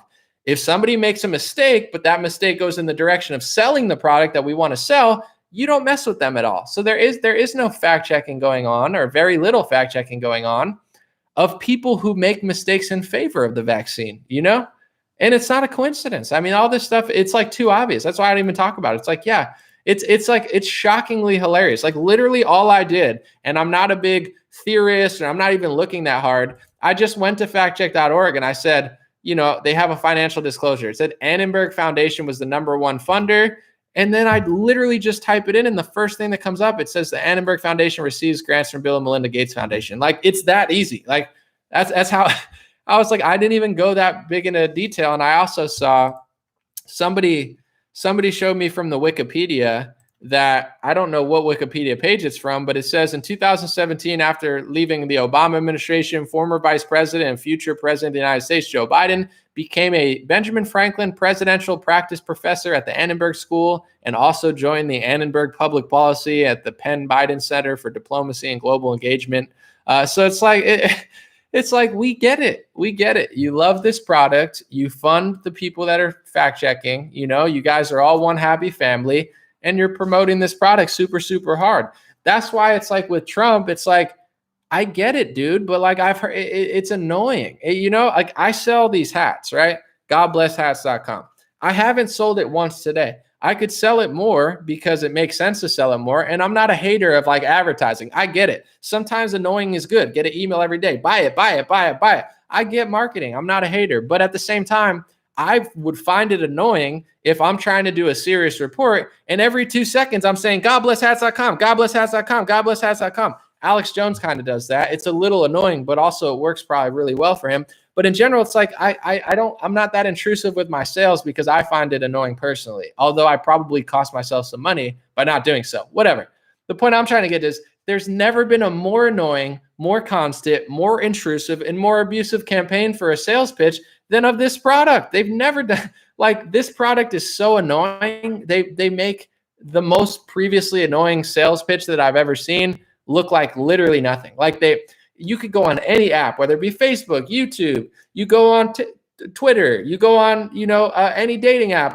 Vaccine. Did you get vaccinated? You get on Instagram. They have a little, did you get a vaccine? You go on Facebook, you go here, you go there, you go on Fox News, you go on here. It's like, I understand why you did it for a month or two, but at a certain point, like it's like the never ending sales pitch for this product. And it's not just a sales pitch. It's like oh, you don't want it? And you're like, maybe next year. I don't know. Oh, you don't want it? Oh, you're going to lose your job. Oh, you don't want it? You're not going to be able to fly. Oh, you don't want it? You can't go on Royal Caribbean. Oh, you don't want it? You can't go to the sports game. Oh, you don't want it? You're not going to be able to go here. Oh, you don't want it? It's like, it's the worst. So that's what's happening. We don't live in a world like the polio vaccine and they just gave it to people or whatever. We live in the world where they're pushing this down our throats. So this guy has to wake the hell up or he's a big clown. It's like, but you can get it if you want it. He says that. That's like me saying, yeah, if you could get the COVID vaccine if you want it, it's optional. Where's it optional? I guess, now it's optional for me. At one point, they could say you can't log into Facebook Anomaly unless you get the vaccine. You can't access your bank account. You can't fly on a plane. It's optional for now, but the walls are closing in and he doesn't care. He just wants to keep selling the product. It's bad leadership.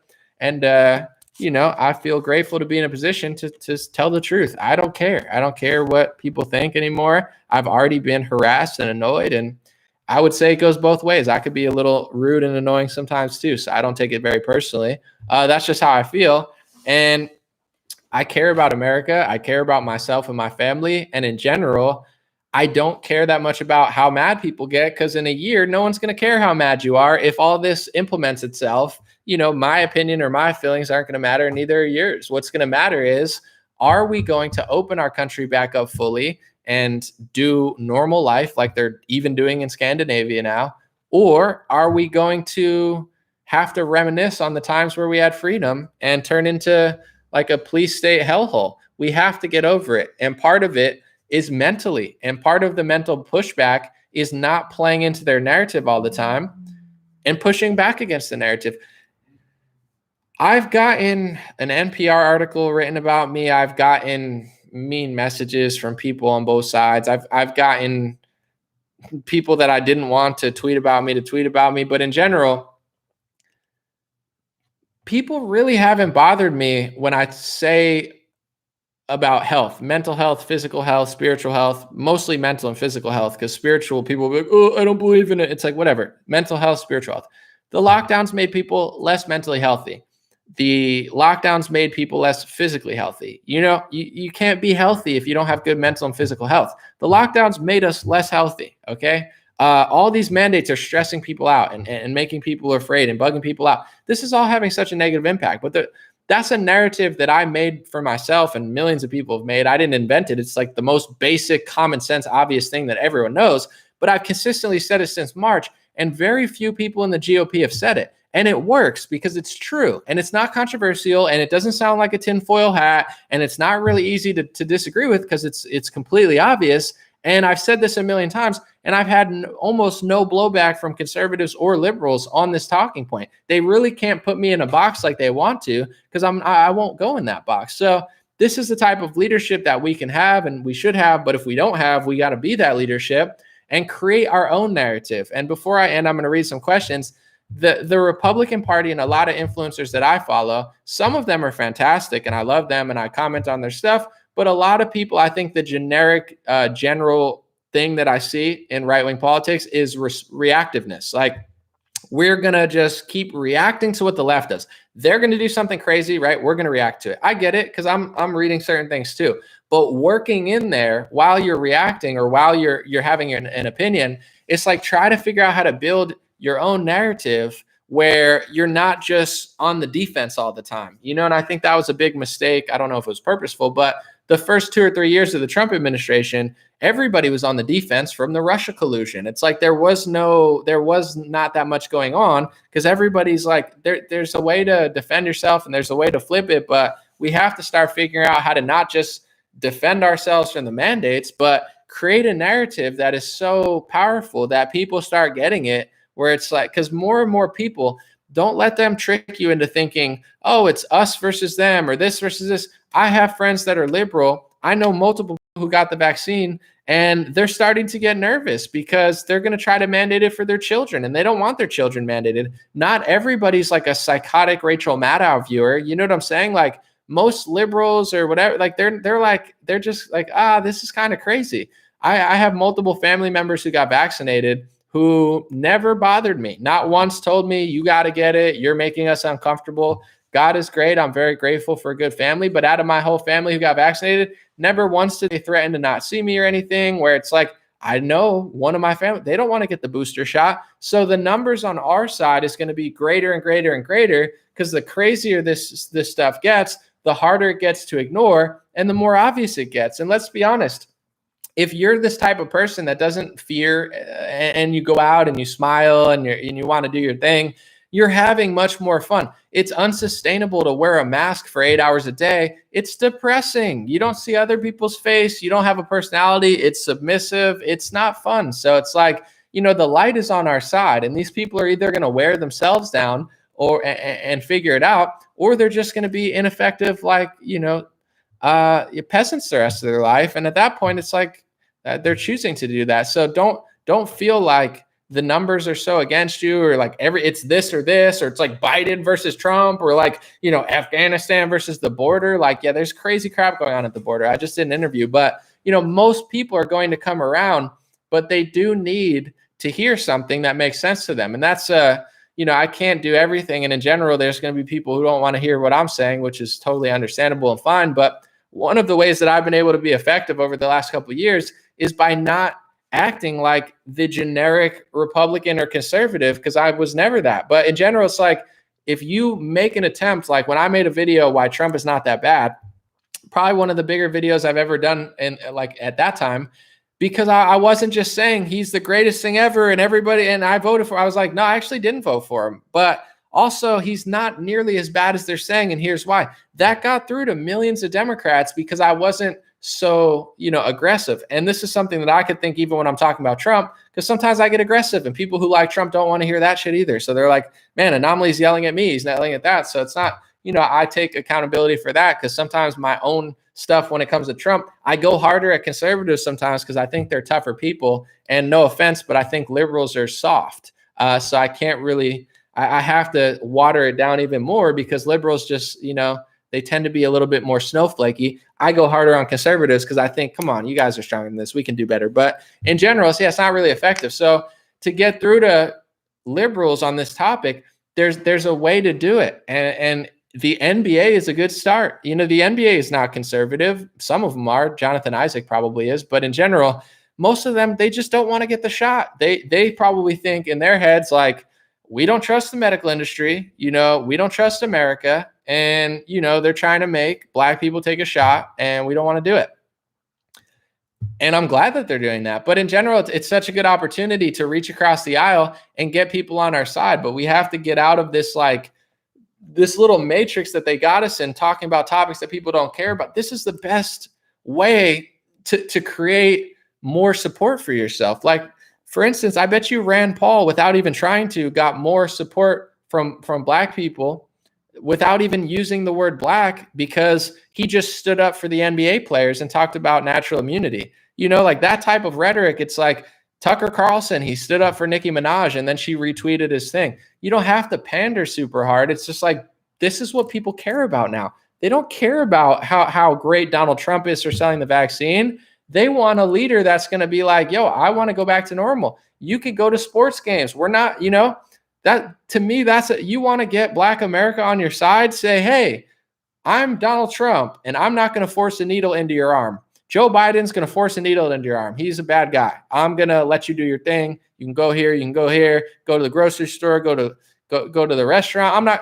That's a winning narrative. You don't have to like get like Tim Scott on the stage to say like, oh, Black unemployment. Like, no one cares about that. I'm sure some people do, but not that many. So, there's ways to get more people on our side right now. So that would be helpful. Hopefully people figure it out. I'm doing my best, but in general, it's like, it's not like this. And that's how they paint it. Most people are just trying to figure stuff out, and it's getting more and more obvious. And, the pressure is very severe. So when it came to Trump, it was very, whatever. I think that died. But when it came to Trump, it was scary to support him, right? When I made the first video where I was like, yo, he's actually way better than people are saying, I wasn't really scared, but like, I've never been a follower. I've never cared what people think. But like most people, they feel that way, but they don't want to say it, right? What are people going to think of me if I say I like Trump? Are they going to call me a racist, right? I play basketball. I do rap music. Most of the rap industry is Black, or at least on the, I would say on the executive side, maybe not so much, but in general, it's like, oh, that's scary for me. Everyone's going to think I'm racist and I'm trying to be a rapper. I never cared. But in general, it's like, it's scary to support Trump.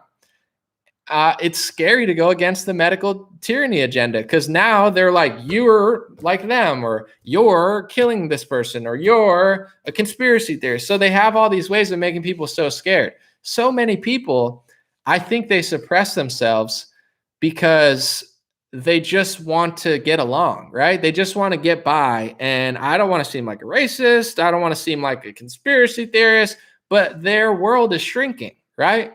My world is going to shrink too. But in general, like, my world's also expanding in a way. I don't live in that reality. If they want to cross over with my reality bubble and try to make it difficult for me, bring it on. I'm ready for it. I'm ready to suffer as much as they want me to. But in general, it's like, when you live in that world of, I don't want to tell the truth about Trump, I don't want to support conservative values, I don't want to build the wall because I just don't want to seem like a bad person. Well, I don't want to, their world's shrinking, and it's getting more difficult for them. My year has been great. I mean, there's been times that have not been great, but overall, my year's been great because I don't live in that world. And I've worked hard enough, and by God's grace and by God's help, I've somehow been able to find a group of people, athletes, celebrities, friends, like, whatever, musicians who like me for who I am. And then I just don't deal with other people. But in general, and millions of people around the world, thanks to you guys who support me and watch my videos. But in general, like, my life is okay. I'm sure it could get worse, and I expect it. But, if you live in that world of, I don't want to tell the truth about anything and I don't want to seem like a bad guy, those people are suffering right now. They're being forced to wear masks. They're being forced vaccinated. Their kids are being forced vaccinated. And that fake world that they thought they were just being in to be safe is shrinking.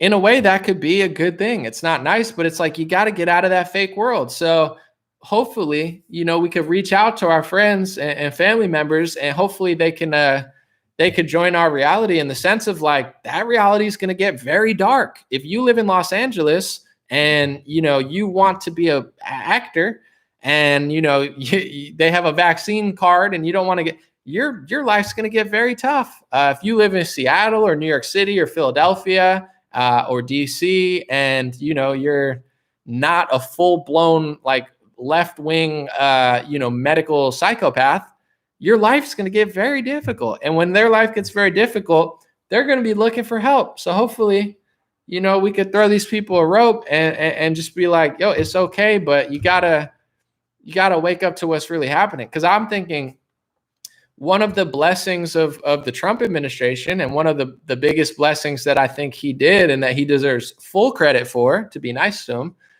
is telling millions of people, especially the older generation, which never really thought about it, the media's fake, and that shattered people's reality for so long. And a lot of that's responsible for a lot of people who are doing the Q stuff. It's like a lot of it was real, but also some of it was mixed in with codes that weren't real, but they had their reality shattered. So they're just on to the next thing. They're like, this must be real because that's not real. People are going around like ping pong balls trying to figure out what's real and not. Because it's like once your reality shattered and you're like, wow, the news is lying to me and everything's a lie, it can be like traumatizing. You're like, well, then what's real? So I would think in 2016, it shattered a lot of people's realities, and every year's been crazier. Like my traffic, thanks to God and thanks to you, my traffic was doing well in 2020 because I've always been kind of like, I'm political. I talk about social issues, but I was always talking about like deeper stuff. Like I wasn't just talking about,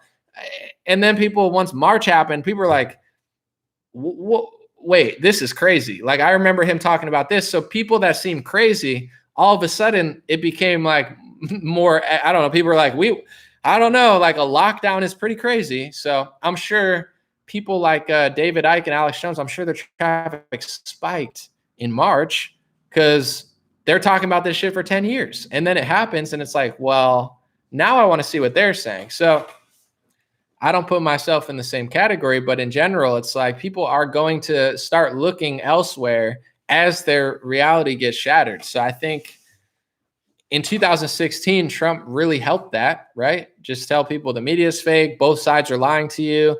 And the lockdown, I think, did it by itself, just being so crazy. So I had a friend tell me, dude, I remember when he said 15 days to slow the spread wasn't going to last. And I thought you were crazy, but here we are.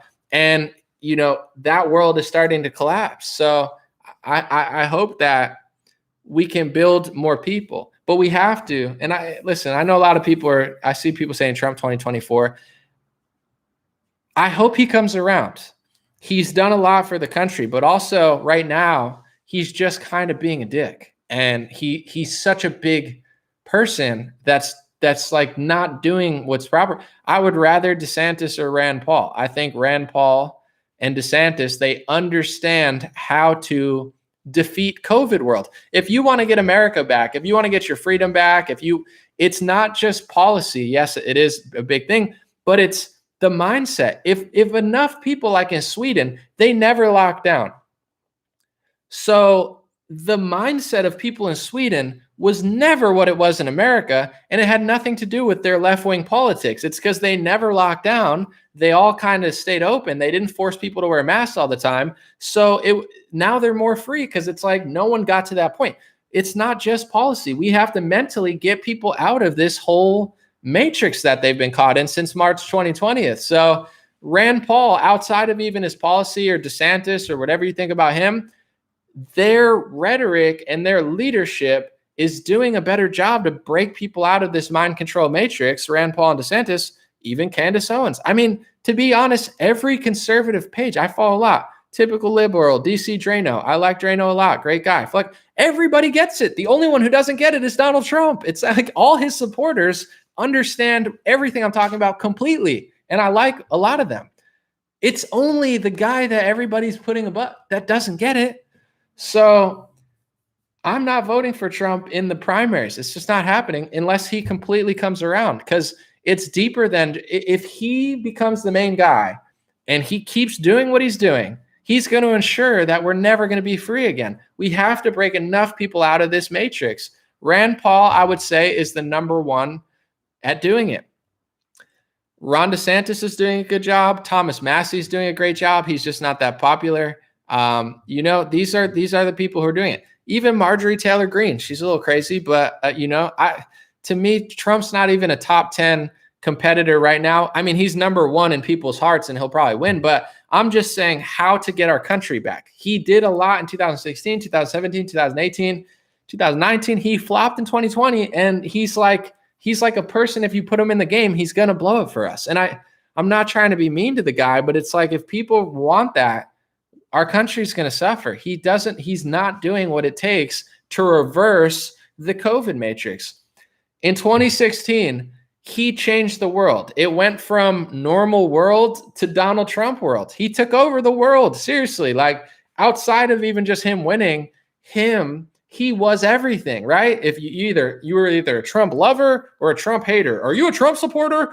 It's like women would ask me this, like I'd be on a date or something in 2017. Are you a Trump supporter? I had some chick leave me and I don't even care, but she's like, are you a Trump supporter? And I tried to explain to her, I was like, I didn't even vote for him in 2016, but yes, I do actually like him and I prefer him to like other politicians. He's like my favorite.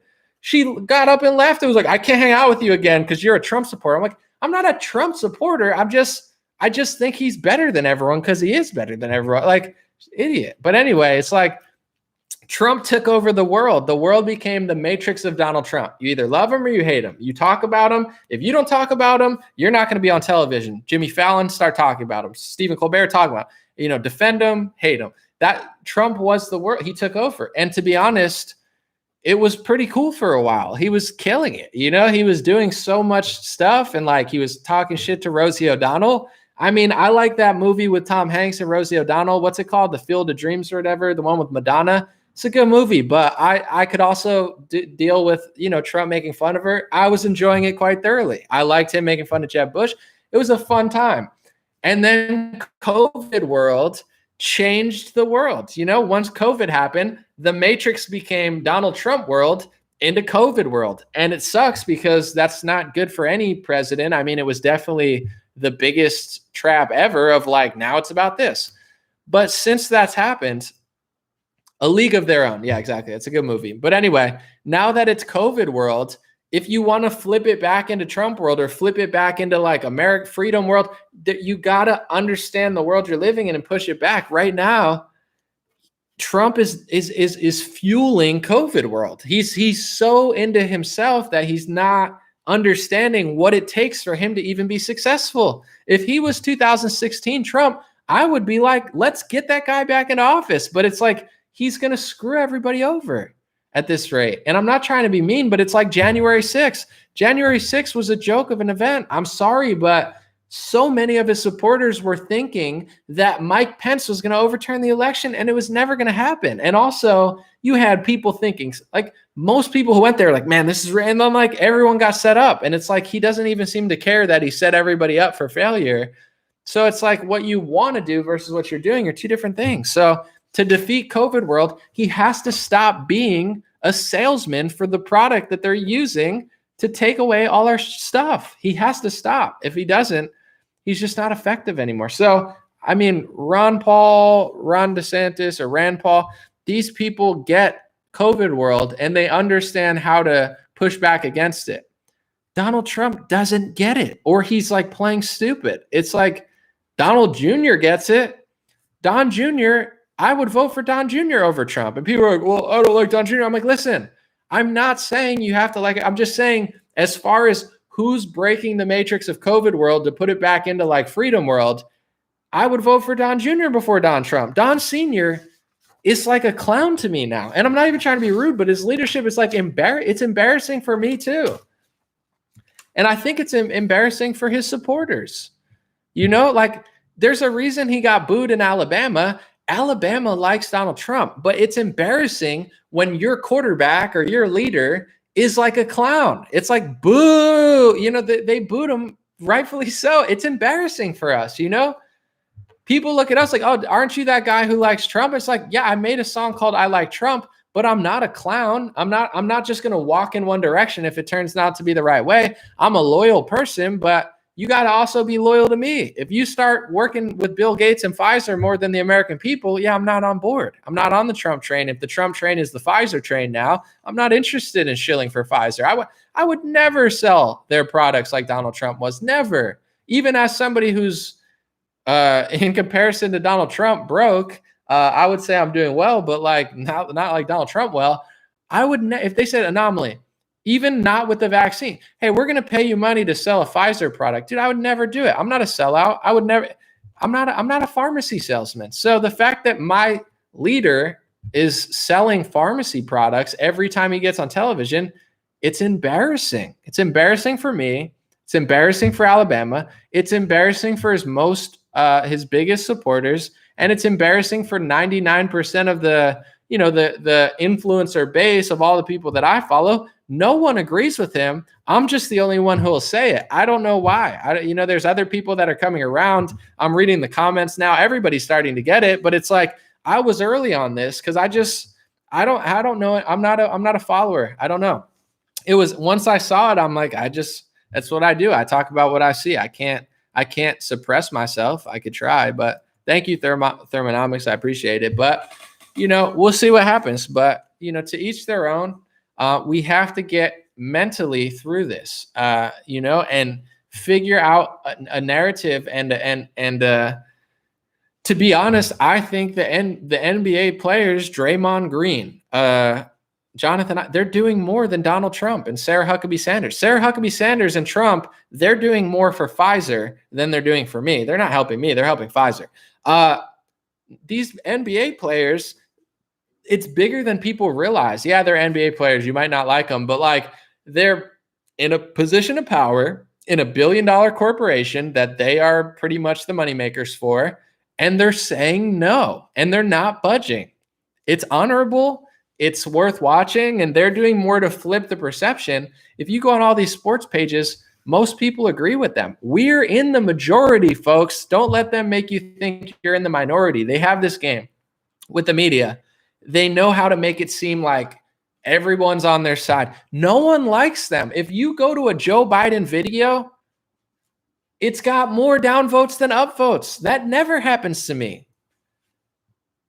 If you go to a Trump video, even if most people like it, unless he's shilling for Pfizer, and then most people don't like it. We are the majority. They try to make you feel like no one agrees with you. Even on non-political sports pages, 95% of the comments agree against medical tyranny, against mandates. We are the majority. We just have to start acting like it and not playing defense, pretending like the media, they don't know what they're talking about. They're clowns. So let me see. Someone said, everyone on Fox get to keep their jobs. Money talks. I'm not sure what that refers to, but it's all good. Who's paying to run in immigrants by the millions, Bill? Good question, but I would say check out my interview with Jorge Ventura. It's the last video I did. It's on Facebook and YouTube. Jorge is one of the best journalists in the country. He is ambitious, go-getter, on the scene, and I love that interview. Please check it out if you can, because Jorge's at the border. He's in the water talking to them, talking to Haitians, talking to Guatemalans, everybody, and it's a great interview. And you can learn a lot about the border through Jorge, but also I love Jorge's mindset, man. He's someone with like some serious drive. And I got to ask him a question about that, which was cool. And he talked about like how he got to that point, because outside of the work that he does, I hope it inspires more people. Because I saw someone in the comments, I don't even care, but he's like, anomalies this, anomalies that. You can say what you want about me. You don't have to agree with me. You can make up some fake thing about me. But like, I got here because I worked my ass off and I put in the work and I made the content. And that's the world we live in. If like Jorge's the type of reporter, Ventura for Daily Caller, he was everywhere all the time. Even I followed him since he had way little followers, but I just saw his work ethic. I'm like, he's not going to take no for an answer. So he's doing all these interviews all the time. Eventually it's going to work. You know what I'm saying? Even if it doesn't work for 6 months, some people will quit and say, it's not blowing up. But with his work ethic, it's going to work eventually. So he just busted his ass, and now he's, getting a lot more views and stuff, and he's got a bigger job for Daily Caller. That's what it takes. And that's what I did too, to a different extent. So if anybody wants to do anything, whether it be, content creation, whether it be something else in this world, a business, people always say, how do I help? I don't know. I mean, start with yourself, and things are not easy, but I would say ambition, dedication, that type of mentality, like it's almost I don't want to say a no-brainer, but it's almost guaranteed to work. It's just it might take a while. It took me 10 years, and I didn't even mean to do what I'm doing now. This was a total mistake or a blessing. But it's like, if you have that type of mentality where you're like, I'm not doing what they're telling me to do, but also I'm going to work on my craft. I hope that inspired some people as well, because that was probably my favorite part of the interview. But we talked about the border as well. Someone said, I'm a conservative, not a Trumpster. However, in my opinion, the country was better off with him in the White House. No, I agree with you on there. I mean, Joe Biden is the worst. Gas prices, his agenda. I voted for Trump. I'm not trying to act like I'm a huge hater or anything. Like, he's clearly better than Biden. But I just think now that he's not there, as far as if he was there, it's like, yeah, he's better than Biden. He's going to provide some sort of protection, even if it's small, even if it's like minimal on certain aspects. But now that he's running again, or he might run again, I just don't think he's like, in my mind, he's not a top 4 or 5 candidate. He's going to be the number 1 candidate, obviously. Like, he's probably going to win, but if he ran. But to me, as far as like effective leaders, I don't consider him a top 10 conservative leader right now. I consider him, honestly, one of the biggest distractions and biggest issues. I think Operation Warp Speed is horrible. I think it's a terrible thing that he did, and I think he's a wicked man for being so proud of it. You know, pride is one of the 7 deadly sins, and he's the most prideful person I've ever seen in my life, and he's proud about funneling more money and power to Pfizer, Moderna, and Johnson & Johnson, and then lying to everybody about how he saved 100 million lives when there's no data that says he saved 100 million lives. He's lying. He's a liar. So it's like, yeah, he's better than Biden, but as far as in the conservative party, you can argue that he's one of the worst people. That he brought this here. He's proud of it. And, I just have no interest in his leadership as a man. I'm not going to say I don't respect him, but like, my respect level for Trump went from like 15 out of 10. I had more respect for Donald Trump than any man on the planet. I thought what he did the first 3 years was so honorable, so noble, and I'm still grateful for that. But as far as what he's doing now, it's pathetic. As a man, he should be ashamed of himself. He's a shameful leader that at the 1 yard line blew it and just never got it back into the first gear. And I think he knows what he's doing. I don't think he's dumb, maybe, but he's definitely better than Biden. But as far as for 2024, he's not an effective leader. He can win and be better than Biden, but who knows? If it came down to Trump and Biden, and he beat Rand Paul and he beat all these people, then I'd probably vote for him again, even though I'd know that he'd probably be sneaky because Biden is that bad. But as far as I would like to see Rand Paul win, I think he's my number 1. I think he gets the medical stuff. He's got the doctor clout. He understands like the Federal Reserve, etc. He's Ron Paul's son. I highly, highly will support Rand Paul over Donald Trump at the beginning stages, but we'll see.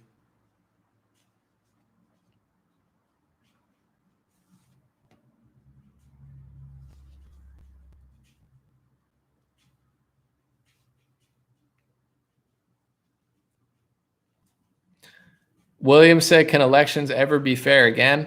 I would hope so, but that's another thing where how do you get enough people to figure this out? Or how do you get rather Republicans to get serious about it? Yeah, I don't know how that happens, but I'm not really sure.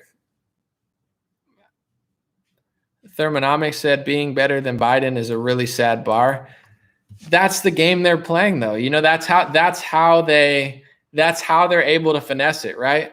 In 2020, lockdowns happened. Like, I would say I enjoyed myself because I'm a happy guy, so I try to make the most of it. But like, on record for America, economically, socially, freedom-wise, 2020 was the worst year in modern history. And I'm not saying I had a bad year. I had a great year. But in general, for the country,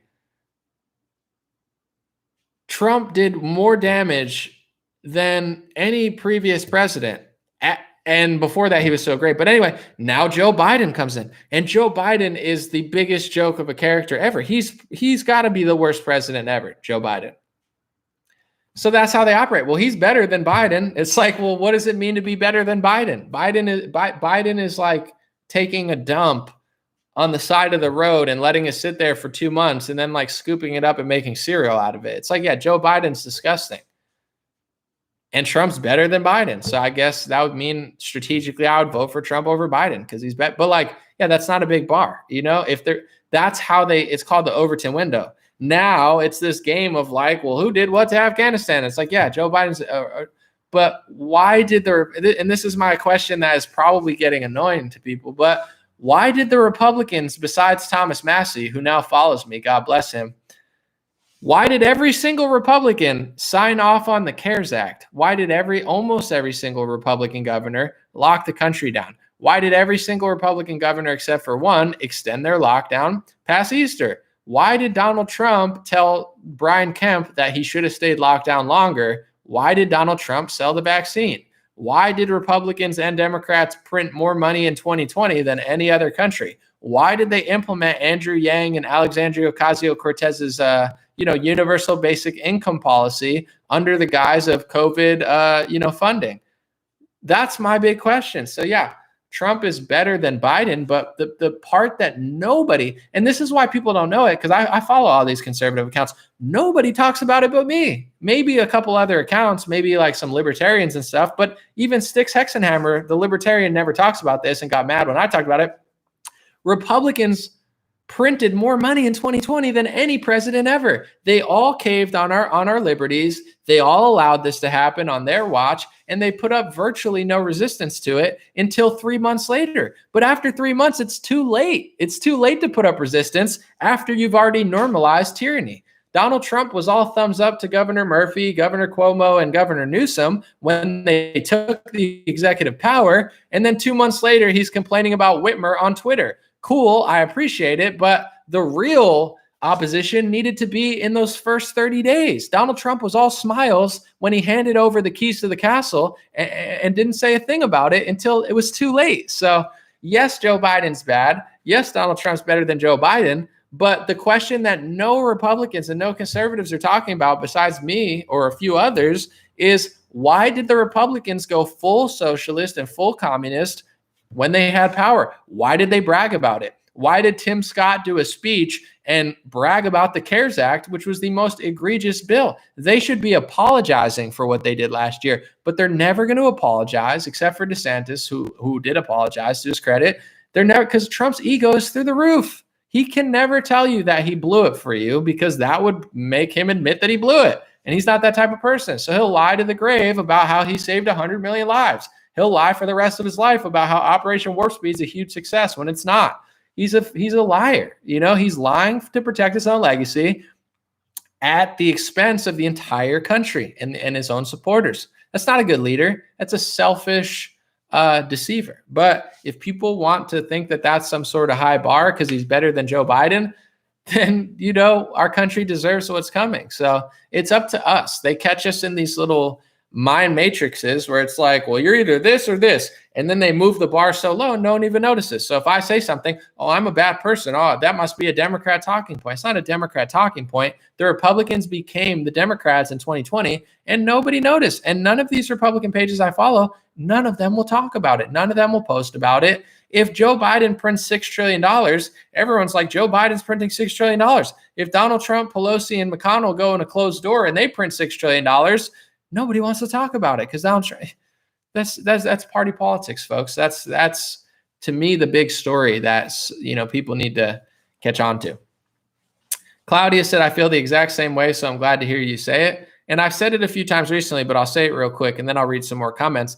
The big scandal in American politics is the omnibus bill and the CARES Act and these COVID packages, whether it's for this, for that, the environment, the end of the year, the military budget, whatever. They got an excuse for everything that they're printing. But in general, the big secret that Trump is not going to save you from, that Biden's going to bury you in further, and no politician besides maybe Rand Paul and a few others are going to tell you about, is both parties, regardless of who wins and who's in control of the Congress or the Senate or the House or the presidency, they pass 1,000-page bills that no one ever reads every single year. They did it every year under Trump. They're going to do it every year under Biden. They did it more for COVID, and they're going to do it more for COVID under Biden. It's the multi-thousand-page bills that nobody has time to read that they pass through even when Donald Trump is there. And that should concern you, that they're spending trillions of dollars every year of your taxpayer money, or they're printing money, causing inflation, and then saying they're not causing inflation. And where's all that money going? Which foreign countries are it going to? Which local? Is it going to news outlets that hate you? Is it going to fund gun control? You know, it's not just now the CDC is trying to do gun control. The CDC was studying gun control under Trump's omnibus in 2019. Trump signed off on an omnibus bill that gave the CDC money to basically do gun control research to take away the Second Amendment. And Donald Trump bragged about it. And nobody reported on it except for me, and to his credit, Ted Cruz. Ted Cruz actually reported on it. God bless Ted Cruz for that. But this is not popular to say. People want to, oh, we're winning. We're winning. We're beating the Democrat. You're not beating anybody. And this happened even before COVID. I reported on that in 2019, and people didn't want to hear it. Oh, it's like, well, then enjoy your lockdown. I don't know what to tell you. Enjoy your lockdown. I told people in September of 2019, before the lockdown, I said, medical tyranny is coming. Both parties don't care. Mandatory injections are coming. People didn't want to hear it. Here we are. Anomaly was right 3 years ago. How'd I know? Because they do this stuff and no one pays attention because they like Trump, or they hate Trump, or they like Biden, or they hate. These are characters. These are one person in a big machine. And that machine is steamrolling regardless of who's in office. And in some ways, Donald Trump fought the machine, and it was awesome. And in other ways, Donald Trump provided the perfect distraction for the machine. He provided the QAnon narrative that he's going to stop the machine when, in fact, he was going to become the machine. He's the narrative of he really is going to stop all this fiscal stuff when he ended up bragging about it and saying that, hey, I raised the smoking age and I did all this stuff. And it's like, yay, big government under Trump, yay. And people are like, dude, he crushed it. Like, that's the big secret, folks. That's the big secret. Someone said Matt Gaetz voted for red flag laws. I like Matt Gaetz, but it is kind of weird. And when he voted for it, the first time he posted about it on Twitter, he was talking about, oh, it's not what you think it is. And then the second time he posted about it, I think he deleted it. Then he said, oh, I didn't read it, or it was a staff error. He said a staff error. Was it a staff error? I would believe you. But the other day he said it wasn't a staff error. Madison Cawthorn didn't say it was a staff error. So I would like to believe that they made the right move, but I don't know. Yeah, is it a staff error? Is it not going to be in the final bill? I'm not quite sure how that all works, but something's not adding up. But this is why people need to stop idolizing these people. Like, for example, and then I'm going to go in a little bit. I don't want to bore you too much.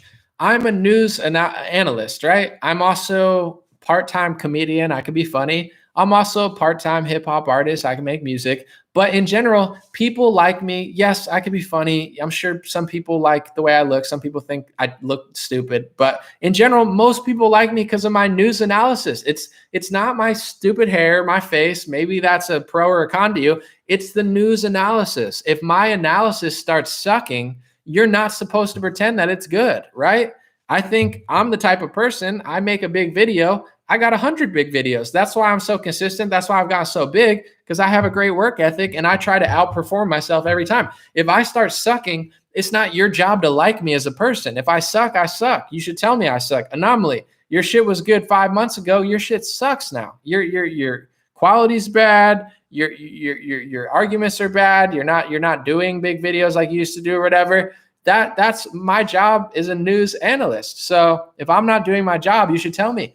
Politicians are supposed to be serving you. So you can like Matt Gaetz or Getz, you could like Donald Trump, but if they start sucking, your job is not to like their personality. Your job is not to show up to their rallies and tell them how good they're doing, because you're justifying the fact that they're not doing it. So when Donald Trump started doing weirdo stuff and it's like no one wants to question it, that's part of the problem. If I ever run for office and I start doing some weirdo stuff, you should hold me accountable and you should hold the whole system accountable. And if it's not my fault, you shouldn't give me a pass and say, well, it's not Anomaly's fault because, we like him and it's the system. Well, then tell the system that, because it's never going to stop unless there's enough, non-compliant resistance to it. So, Matt Gaetz is a cool guy.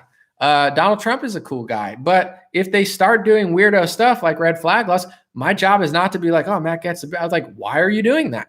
Ask, why are you doing that? And that's what right-wing media should be doing to Donald Trump, but they're not. Every time Donald Trump gets a right-wing interview, I think it's like a date or something. Like he met the One American News Network host on Tinder or something, or Newsmax. God bless both news outlets, but I'm just saying, it's like, it's a love affair. They're like, Donald Trump, how did you do it? Like, ask him a real question like a journalist. I don't like when people do that to Biden.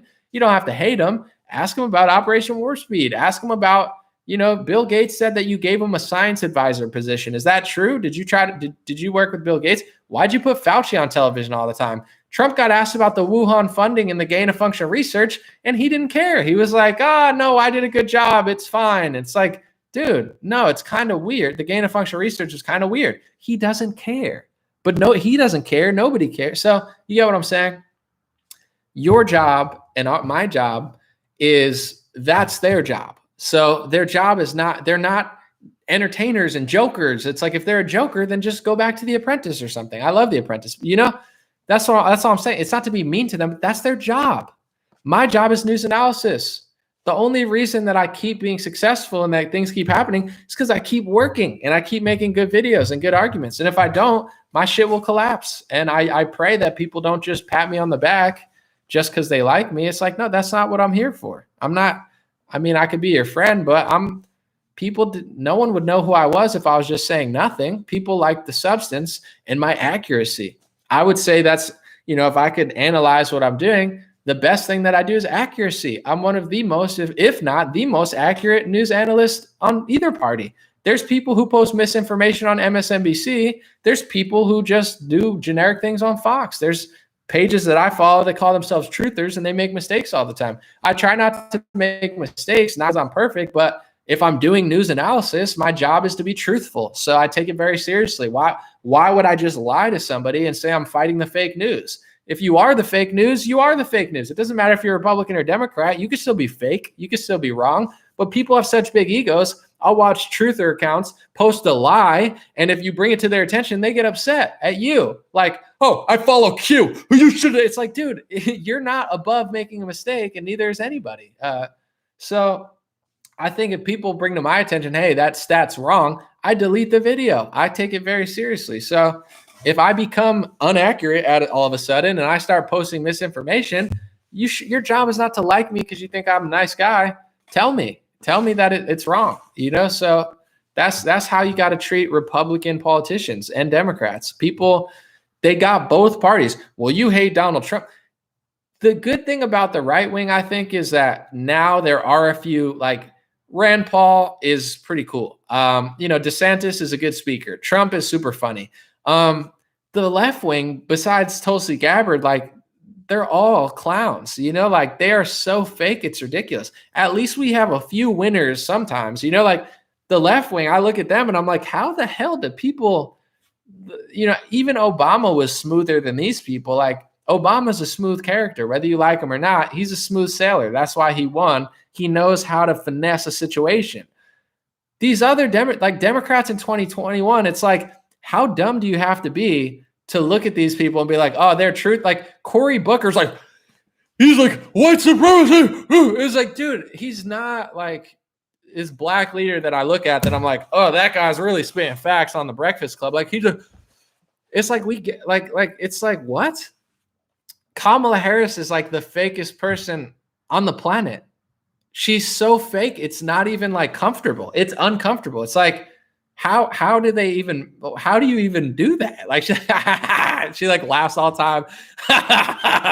Yeah, kids at the cages. And you're like, what? Why are you laughing so hard? No one made a joke. There was no like funny moment. That's her like nervous laugh. Maybe if I laugh, people like laugh with me or something. It's like, who watches these people and thinks like, nah, they're spitting facts? I don't know. I don't know the target market for that, but it's got to be a very dark world that they're living in. They're wearing a mask. They're getting their shots. They're wearing a second mask. They're laughing with like, I actually feel bad for people like that. At least people who like Trump, like anomaly, I like Trump. Like, I get it. He's hilarious. He was a good leader for a few years. Like, I'm not oblivious to why people feel the way they feel. I get it. I feel the same way you feel. It's just, I don't know. It's something weird is going on the other side. It's definitely not 2015 Democrats. Even Bill Clinton would play the saxophone. He's like, haha. And like, they always said black people like Bill Clinton because he's like, I'm a real smooth talker. And like, he's playing sax. Everyone's like that Bill, he's got some soul. Like he was a good politician. Obama was a good politician. As far as like a politician, I'm not saying his policies were great. He knew how to seem likable. Same with Trump. Biden and every Democrat besides Tulsi Gabbard, it's like they're the worst I've ever seen ever. They're not even trying to be likable. I'm just like so confused at who likes that. Even AOC, she's pretty, but as far as like, there's this video of her going around where she's just like, yeah, if they, and like she's talking, and I'm like, what? Like I'm pretty open-minded where I'm an honest person. I'll be like, I don't agree with her, but I see why people like her. I like she's tapping into the race card, whatever. Like, I don't see it with her. Like, she's literally, like, and I'm like trying to put what she's saying together. And I'm like, what the hell is she talking about? She's like, if you say there's crumbs for me, then there's crumbs. I don't want your crumbs. You get the thing. You have the thing. You shouldn't have the thing. I should have the thing. And everyone's like, yeah. And I'm like, with her, there's got to be a lot of like media editing, right? They have like AOC documentaries where they stop her from talking and just show how pretty she is and say like a few things and edit it with music behind it. That's got to be like the AOC appeal, like the documentaries where it's like fully edited. Because when she's like talking without, like if she went on Joe Rogan podcast, it would probably be a train wreck. Like I'm like trying to be open-minded about it and see what people are seeing. But I'm like, I don't get it. Like she's very like weird, but that it's crazy how low the bar is in politics. Because no one wants to be in politics. Because any normal person that's not a total piece of trash usually doesn't want to go into politics. Like no decent person's like, yo, I want to run for governor. It's like, dude, why? Like I get like maybe like now people are getting inspired because it's getting so bad and you run. It's like, that's cool. Most people that are like, yeah, I'm 27, I'm a giddin'. And like, she's like, I don't know. I think most good people are like, nah, it's a bad industry with a bunch of bad people and just, it's a dark industry. All power to people like Thomas Massey and Ron Paul who get in there and do the right thing. But as far as like most people that want to be in AOC's position, they're usually like not great people. But, hopefully more people come in and change that or something. I like Marjorie Taylor Greene. She's definitely not perfect. I just think she's funny. She reminds me of like an alcoholic, like 40-year-old mom. I don't even know if she has kids. She might not drink alcohol. I'm not even trying to be rude because I like her, but like she just seems like a drunk, like conservative mom. Just, oh yeah. Like I'm like I like it more of that. Was it Marjorie Taylor Greene or whatever? Yeah, I like her. They're like, Marjorie Taylor Greene once watched QAnon things on YouTube. And I was like, okay, I'm interested. I'm watching. Like, doesn't mean I have to agree with everything they said, but I would much rather people like that just join and start yelling at everyone. Like AOS, she once said that the Rothschilds controlled the laser beams and shooting animals with lasers. And I'm like, okay, for my entertainment, I would enjoy that person. And because these other people are fake, but they're like boring fake. Like at least with Marjorie Taylor, like she's talking about lasers and, Jewish billionaires. And I'm like, did she really say that? Like, but either way, it sounds much more interesting than like Cory Booker screaming at me with his eyes wide open. Like I'd much rather Marjorie Taylor Greene just have a few like White Claws and just go into Congress like drunk off her ass, just like talking shit to everybody. But I don't know if that's going to pan out, but she might not even drink. She does push-ups. She's, but it's a good change. It's better than AOC. It's got to be difficult to be there every day and get yelled at by the media. Everybody's lying about you. Democrats hate you. People who watch Rachel Maddow think you're killing grandmas all the time. Like, I do not envy that position of power because it's like it's got to be so stressful, you know? Like, oh, run for office. Yeah, so everyone can hate me all the time and lie about me, and you know, it sounds miserable. Someone said MJT's an alpha. She's one of my favorite congresswomen because she works out. She does like pull-ups and stuff. That alone, just like I'm like, she's like, oh yeah, I'm doing 10 pull-ups. I'm like, all right, that's better. How many pull-ups can you do, Nancy Pelosi? None. You alcoholic? How many pull-ups can AOC do? If you can't do 5 pull-ups, AOC, I'm not voting for you.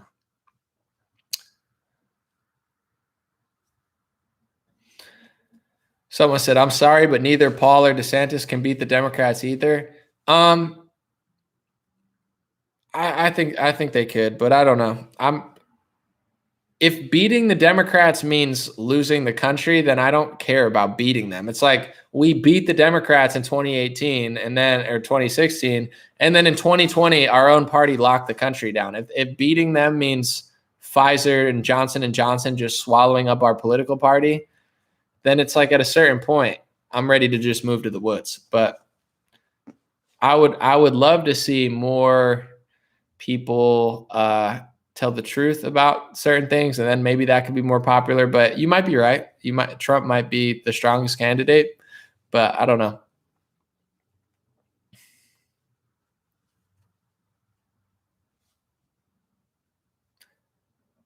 I think someone said MTG still on the Trump train. Well, here, I'll give you a hint. I'm not a politician, okay? I don't care what people think. I'm ready to lose everything if I have to. I don't really care. If you're a politician and you're a Republican, right? First of all, Trump loves Marjorie Taylor Greene. Why would she not like Trump? Trump helped get her elected. You know, she's loyal to Trump because Trump put her there. Trump helped her get there. So most people are going to be loyal to Trump because one, Trump helped them and they should be, but also sometimes you're not in this new Republican Party. You're not going to criticize Trump and get away with it. Trump is the god and the idol of the Republican Party. That's where the voters don't want anyone but Trump. So say like Thomas Massey. Thomas Massey got obliterated by Trump. I mean, he got lied about, Rand Paul. People understand in politics. I'm not going to say that. I'm sure Rand Paul agrees with me to some extent. I know Thomas Massey agrees with me. But, if you're a Republican and you want to get elected, you do not disagree with Trump. So, the pro is Trump helped DeSantis and Marjorie Taylor Greene get elected. The con is like, I'm sure even if they had a disagreement with Trump, they're never going to say it. It's the same reason all these Republican pages, they're never saying their disagreements with Trump because it comes at a huge cost. A lot of people aren't trying to put up with the stress and drama of disagreeing with Trump on a topic. It's not fun. I got more backlash. Seriously, I got more backlash from Trump supporters when I made one video about Trump. One. I mean, this is like my second, maybe third. Maybe I've talked about it a lot, but most Republican pages, I had people message me say, dude, I agree with you. I just can't say it. Oh, I totally agree with you. I just don't want to blow it for myself. Like people know the truth. So it's if you're a Republican and you disagree with Trump, it's not going to be easy. And a lot of people have this like thing in the Republican Party. They're like, either it's Trump or the rhinos. And it's like, it's true, but also like there are rhinos in Trump's little team. He's like, oh, Governor Abbott sucks. I mean, he's better than a Democrat, but Governor Abbott's a total tool. So it's like Trump endorses rhinos all the time. He endorses Mitch McConnell. I think he endorsed Liz Cheney a couple of years. It's like, I knew he endorsed Mitt Romney. So it's like, people think either you're Trump or you're the rhinos. So if the rhinos and Trump ever mesh and you say it, people in their heads have now been like conditioned to be like, if you're criticizing Trump, you must be a rhino. If you're criticizing Trump, you must be a Democrat. If you're criticizing Trump, you must be a China shill. Like that's how people treat you. It's like when the left, when you disagree with the left, they're like, you must work for Russia. It's like, not everyone works for Russia who disagree. Like how narcissistic do you have to be to think that every single person that disagrees with your political take must work for Russia? So on the right, it's difficult to question the god of right-wing politics. Seriously, people idolize him to the point of like, you can't. So MTG has every reason to be loyal to Trump. But if there ever is a time, for example, Alex Jones disagreed with Trump recently, but it's like it's not easy to do when a lot of your audience loves Trump, so it's a difficult task to, and I think people like Rand Paul are smart. Rand Paul is friends with Trump. I'm sure they agree on a lot and they disagree on some stuff, and they both admit it. But in order to win, like if Trump runs, he's gonna be the front runner. I'm not sugarcoating that at all. If Trump runs, he's the front runner. It's not even gonna be close. The only other one who could maybe beat him would be like Ron DeSantis, but Ron DeSantis is probably not going to run against him because he's loyal to Trump. So if Trump says, I'm running, Ron, stay in Florida, he'll stay in Florida. I don't think he's going to try to fight Trump. Rand Paul will probably try to run against Trump. And I think he has a minor shot, but I would say statistically, Trump probably is like a 9-1 favorite against Rand Paul. So I like Rand Paul, but I understand most people will vote for Trump again. Most people don't listen to me. Most people don't pay attention to what's going on. Most people remember Trump and how he was when he was cool, like 2 years ago. And that's the Trump they want. And they don't even realize he's not been the same in a year. But so my feelings about this don't really matter. For sure, he's the front runner. And if he decides to run again, he will, be a massive betting favorite to be the Republican nominee. What's crazy to me is, I'm not trying to be rude. I'm just trying to be honest. Trump is getting old. Joe Biden, in my opinion, it's not his age, but it's like his demeanor. Biden is too old to be in the White House. He should have never won. He's probably not going to last 4 years. I think they're probably going to cart him out and put in Kamala. But in general, like how old is Trump now? He was already the oldest president ever when he ran. Now Biden's the oldest and Trump is getting old. Like, I listen to certain interviews and I think to myself, is he an egomaniac or is he just getting old? Like he kind of sometimes sounds like a grandpa just talking about his accomplishments. Like, I love the old, you talk to your grandpa and he might tell you the same story 6 times, but you love it every time because you love talking to your grandpa. To me, that's Donald Trump. Every time he talks, he tells the same story like a grandpa. I did this, I did that. It's like, cool, but like, I'm not trying to be mean because he's still way smarter than Biden and way more cognizant. But at a certain point, you don't play in the NBA when you're 78. You don't run a business when you're 78. You don't do anything in this world. You don't run any major bit. Like, everybody retires by the time they're in their 60s or 70s. Nobody serves at a high position because they just kind of know it's time to retire, kick it, and have fun because I'm not who I was when I was 40 or 50. There's nothing wrong with that. It's just how the body works. So it's like people can lie to themselves and be like, dude, he's getting old. Like, you can get mad for me saying that, but when I listen to him in interviews, I'm thinking to myself, is he just like stubborn or is he just 78? Like a grandpa telling his glory days of black unemployment. Like, oh, back in my day, I had black unemployment down, but then I got fooled by Bill Gates and Fauci and I locked the country down or whatever. But before that, man, you should have seen me throw a spiral. Like, that's the vibe I get when I'm hearing Trump. I'm like, is he just a total into himself, or is he like Grandpa Moderna, where he just wants to tell you about how great 2017 was before he turned into a vaccine salesman? And I'm not being mean, but it's like, if I have any say, it's like, I like John Elway, but I don't want John Elway to be the quarterback of the Broncos right now. He was the best Broncos quarterback ever, but not right now. So, it's not up to me, but people will vote for Trump. But I listen to him and I'm like, he's not the Trump of 3 years ago. Either he's sold out or he's so delusional about what I'm not mad at him, but it's like, to me, he's not a good leader. Like, for COVID world and what's going on, he's leading people to their own demise. So it is what it is. It's not up to me, but someone said he's very cognizant. Oh, Biden makes Trump look like the smartest person on the planet. You stand next to Biden, Trump looks like a 20-year-old, So yeah, Trump is way with it compared to other people. He speaks for 3 hours. He does a great job. It's very difficult to do what Trump does. He's super with it, but certain times I hear him talk and I'm just like, I don't know what it is. I'm just not it doesn't feel like 2017 to me. But yeah, next to Joe Biden, he's like a debate champion at Harvard or something, or Yale, which are both sneaky schools. So I should probably use a better example because that's like the conditioning. They tell you like, oh, Harvard and Yale, but now they're all sold out and those people come out idiots. But Is it true that there's hundreds of ships off the coast with goods and can't get into the port? That is true. And it's been like that, at least in the Southern California. It's been like that for a while. I've noticed the ships there for months. So yeah, it's definitely happening. Why? There'll be different theories and definitely different examples. Oh, COVID, lockdown, we can't get the ship. But someone says he has stamina. Oh, for sure.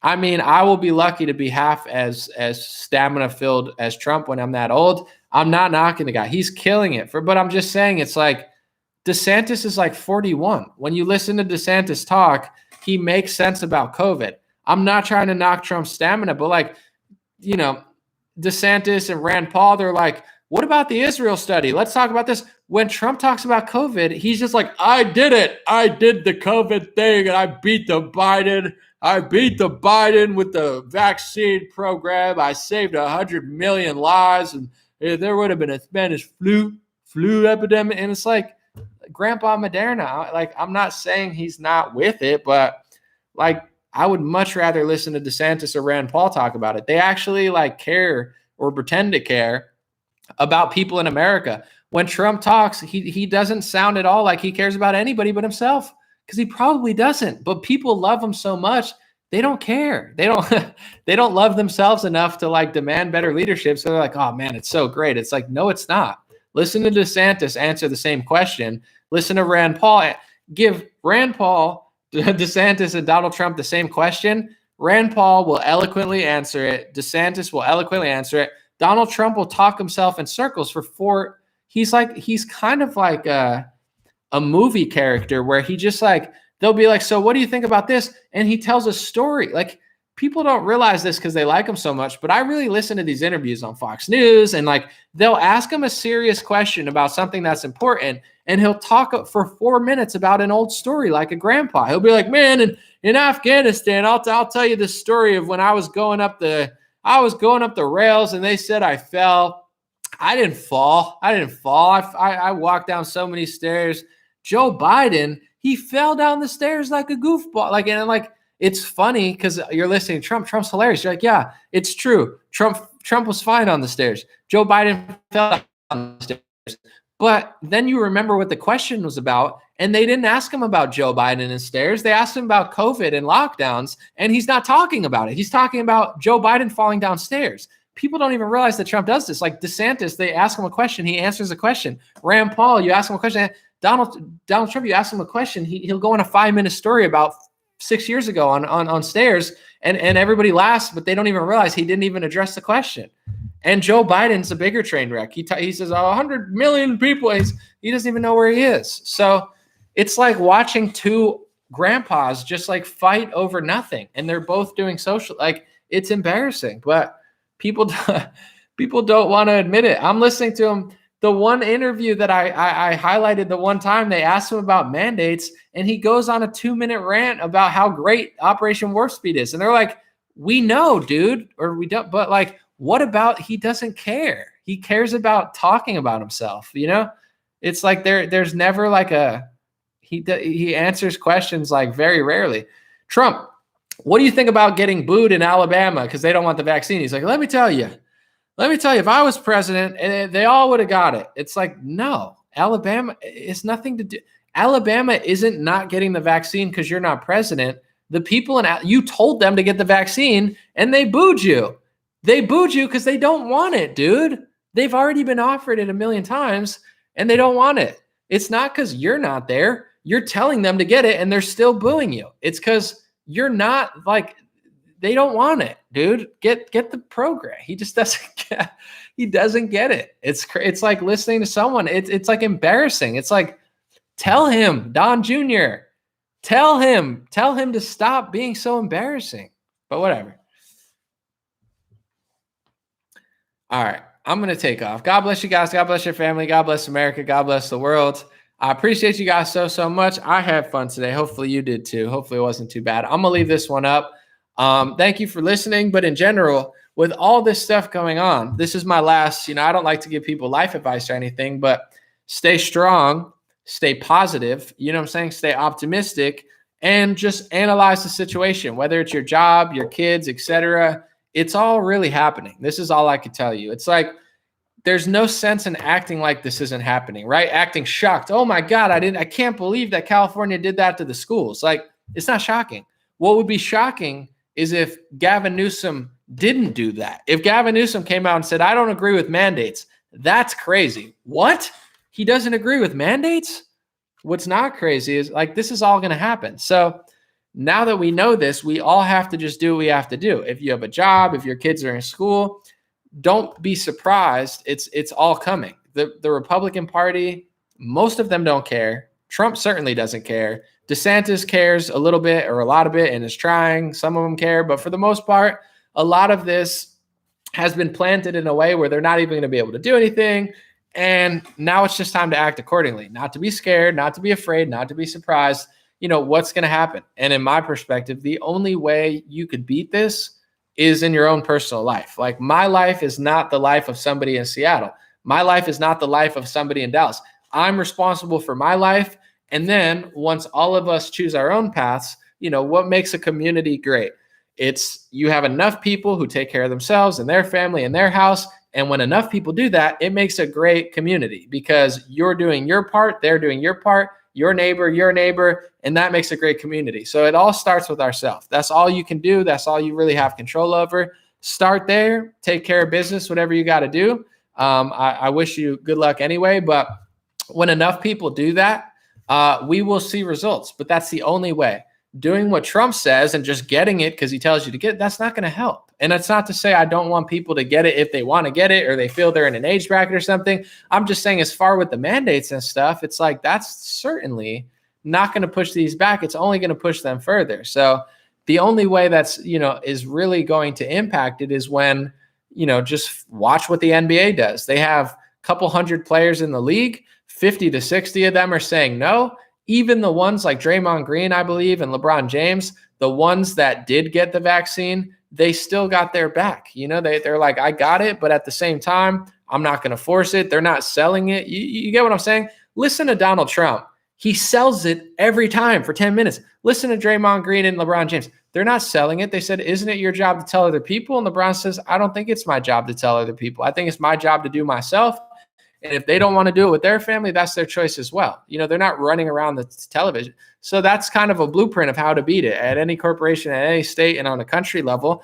It's going to take enough people to say no. And this is why I go a little bit hard on Grandpa Moderna, is because it takes big leaders. The NBA would not be doing this if Kyrie Irving wasn't leading the charge. He's probably the biggest leader that's really leading the charge. So Donald Trump's the biggest leader in the world. Even if he's deplatformed, he still has that much clout. He's not really a leader right now. So if he's not going to be a leader, it's going to take other leaders. DeSantis, Rand Paul, they're doing a good job. People can say, well, they're doing this and that. They're politicians. Don't expect that much from them. They're doing enough.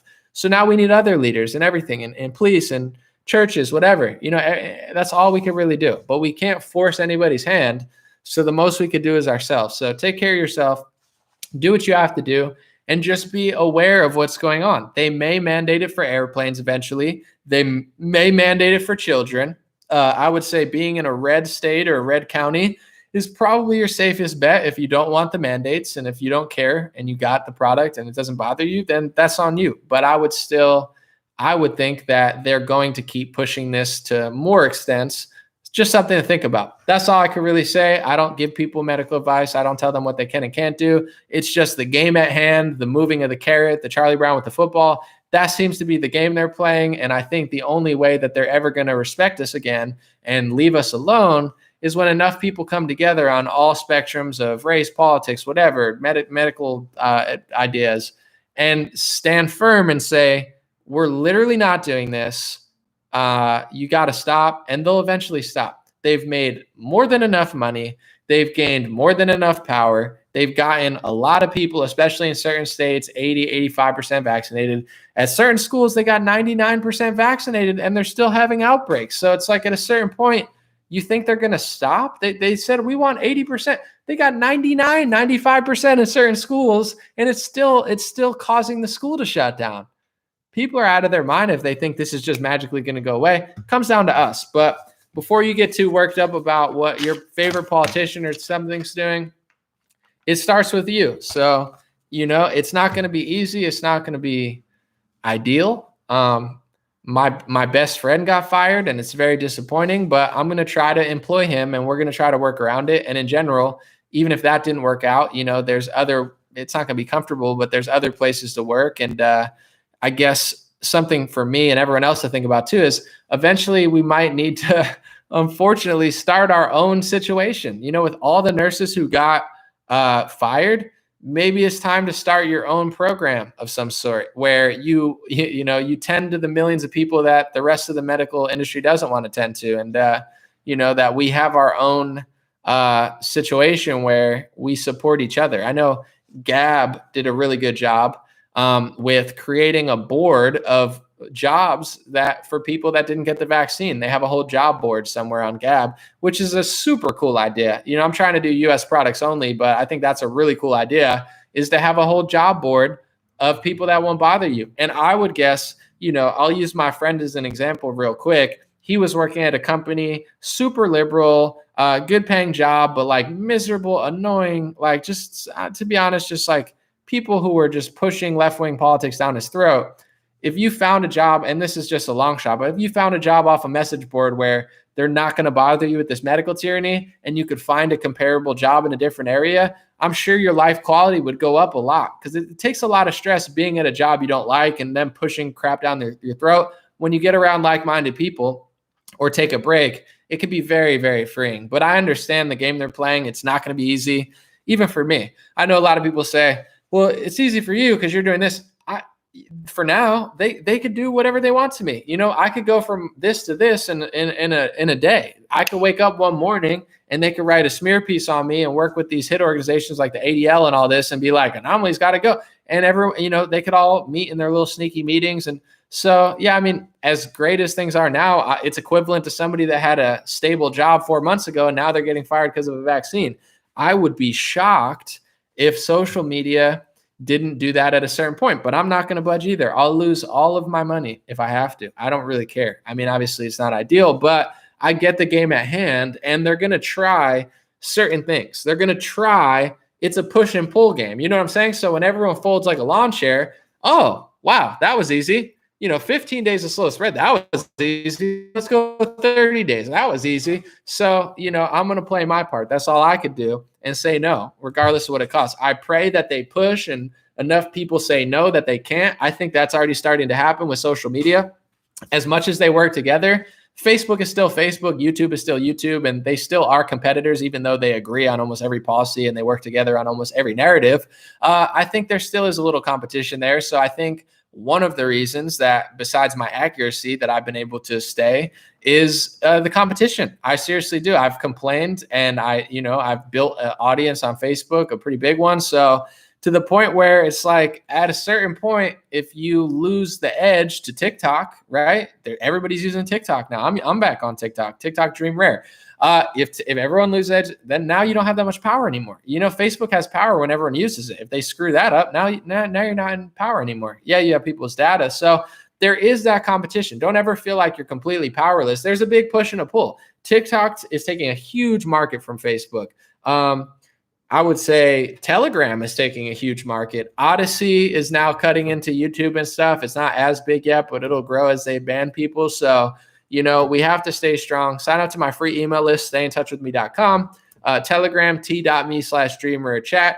God forbid anything ever happens. I hope not. I do have a pretty big email list. I have a decent amount of people on Telegram, but that would be my way of changing platforms and stuff. I hope it doesn't happen, but like I said, I hope for the best. I'm grateful for every day, but I prepare for the worst. And, it's not like, oh, and it's so easy for you. And I'm like, for now, it's easy for me ish, but not really, it's not really, I wouldn't say it's easy. There's definitely some other things I have to deal with, but in general, that's my line in the sand. And I pray that everybody it's this push and pull game. Once enough people say no, and maybe it takes the NBA and Black Lives Matter linking hands with freaking Trump supporters. It's like it's like a dream of like world peace that like hippies have. It's like Black Lives Matter and Trump supporters are on the same page with the mandates. Whatever. I don't care if that's what they're doing. That's what they're doing. I don't know if that's nationwide, but if New York City Black Lives Matter is against the mandate, it's time to shake hands. I know that most of those people are not bad people. They're just they hear the name, they see what's going on, and they latch themselves to an organization that, you know, they probably don't have a big influence in. It would be like blaming the Catholics for the Pope. It's like every Catholic doesn't know what the Pope's doing. Every Catholic is not a bad person, but the Pope is kind of a sneaky guy. But it's up to you. I don't know. Some people probably like the Pope. So, you know, don't look at everybody like, oh, they're all bad. Maybe that's what it takes, and maybe we'll get there. And I would say also, before I leave, keep your eye out for the formerly known as the flu season. I've been calling this out for a while. I don't know how many other people have. I would assume that most of you and a lot of people have. But once November and December comes around, these cases are going to spike. And in January, it's the flu season. Now it's going to be COVID season. And they're going to spike, and they're going to act like, oh my God, it's spiking. And I'm actually going to laugh hysterically, because all these New York businesses, I guarantee you, they're going to be like, oh no, we just got back to office. Now we got to leave. Like, why in the world would you bring everybody back to office in December when you're doing PCR tests and looking at the deaths? It's like, there's going to be more people who die. There's going to be more people who test positive. They're going to get they're going to fire all the unvaccinated people. They're going to put their asses back in their seats in New York City and San Francisco at the office. They're going to be there for a month, and then they're going to close down their offices, just like Harvard Business and Connecticut School did, because the cases are going to spike in the winter. And you don't have to let's put what I just said up against what all the experts say, because they're not even talking about the winter, as if we don't have seasonal illnesses in this country. They're not even talking about winter. They're it's going to get better in Vermont. It's like, it actually got worse. Oh no. I think it was Reuters or AP. They said in August, they're like, we expected to get way better in Vermont. And like, it did the opposite. It's like, I wonder why you were wrong. Maybe it's because you were going with the logic, well, if everybody gets vaccinated, the virus is going to really disappear. And that didn't happen. They got vaccinated, and the virus spiked, and the cases and deaths spiked from last year. Oops. But they don't realize that. Whatever.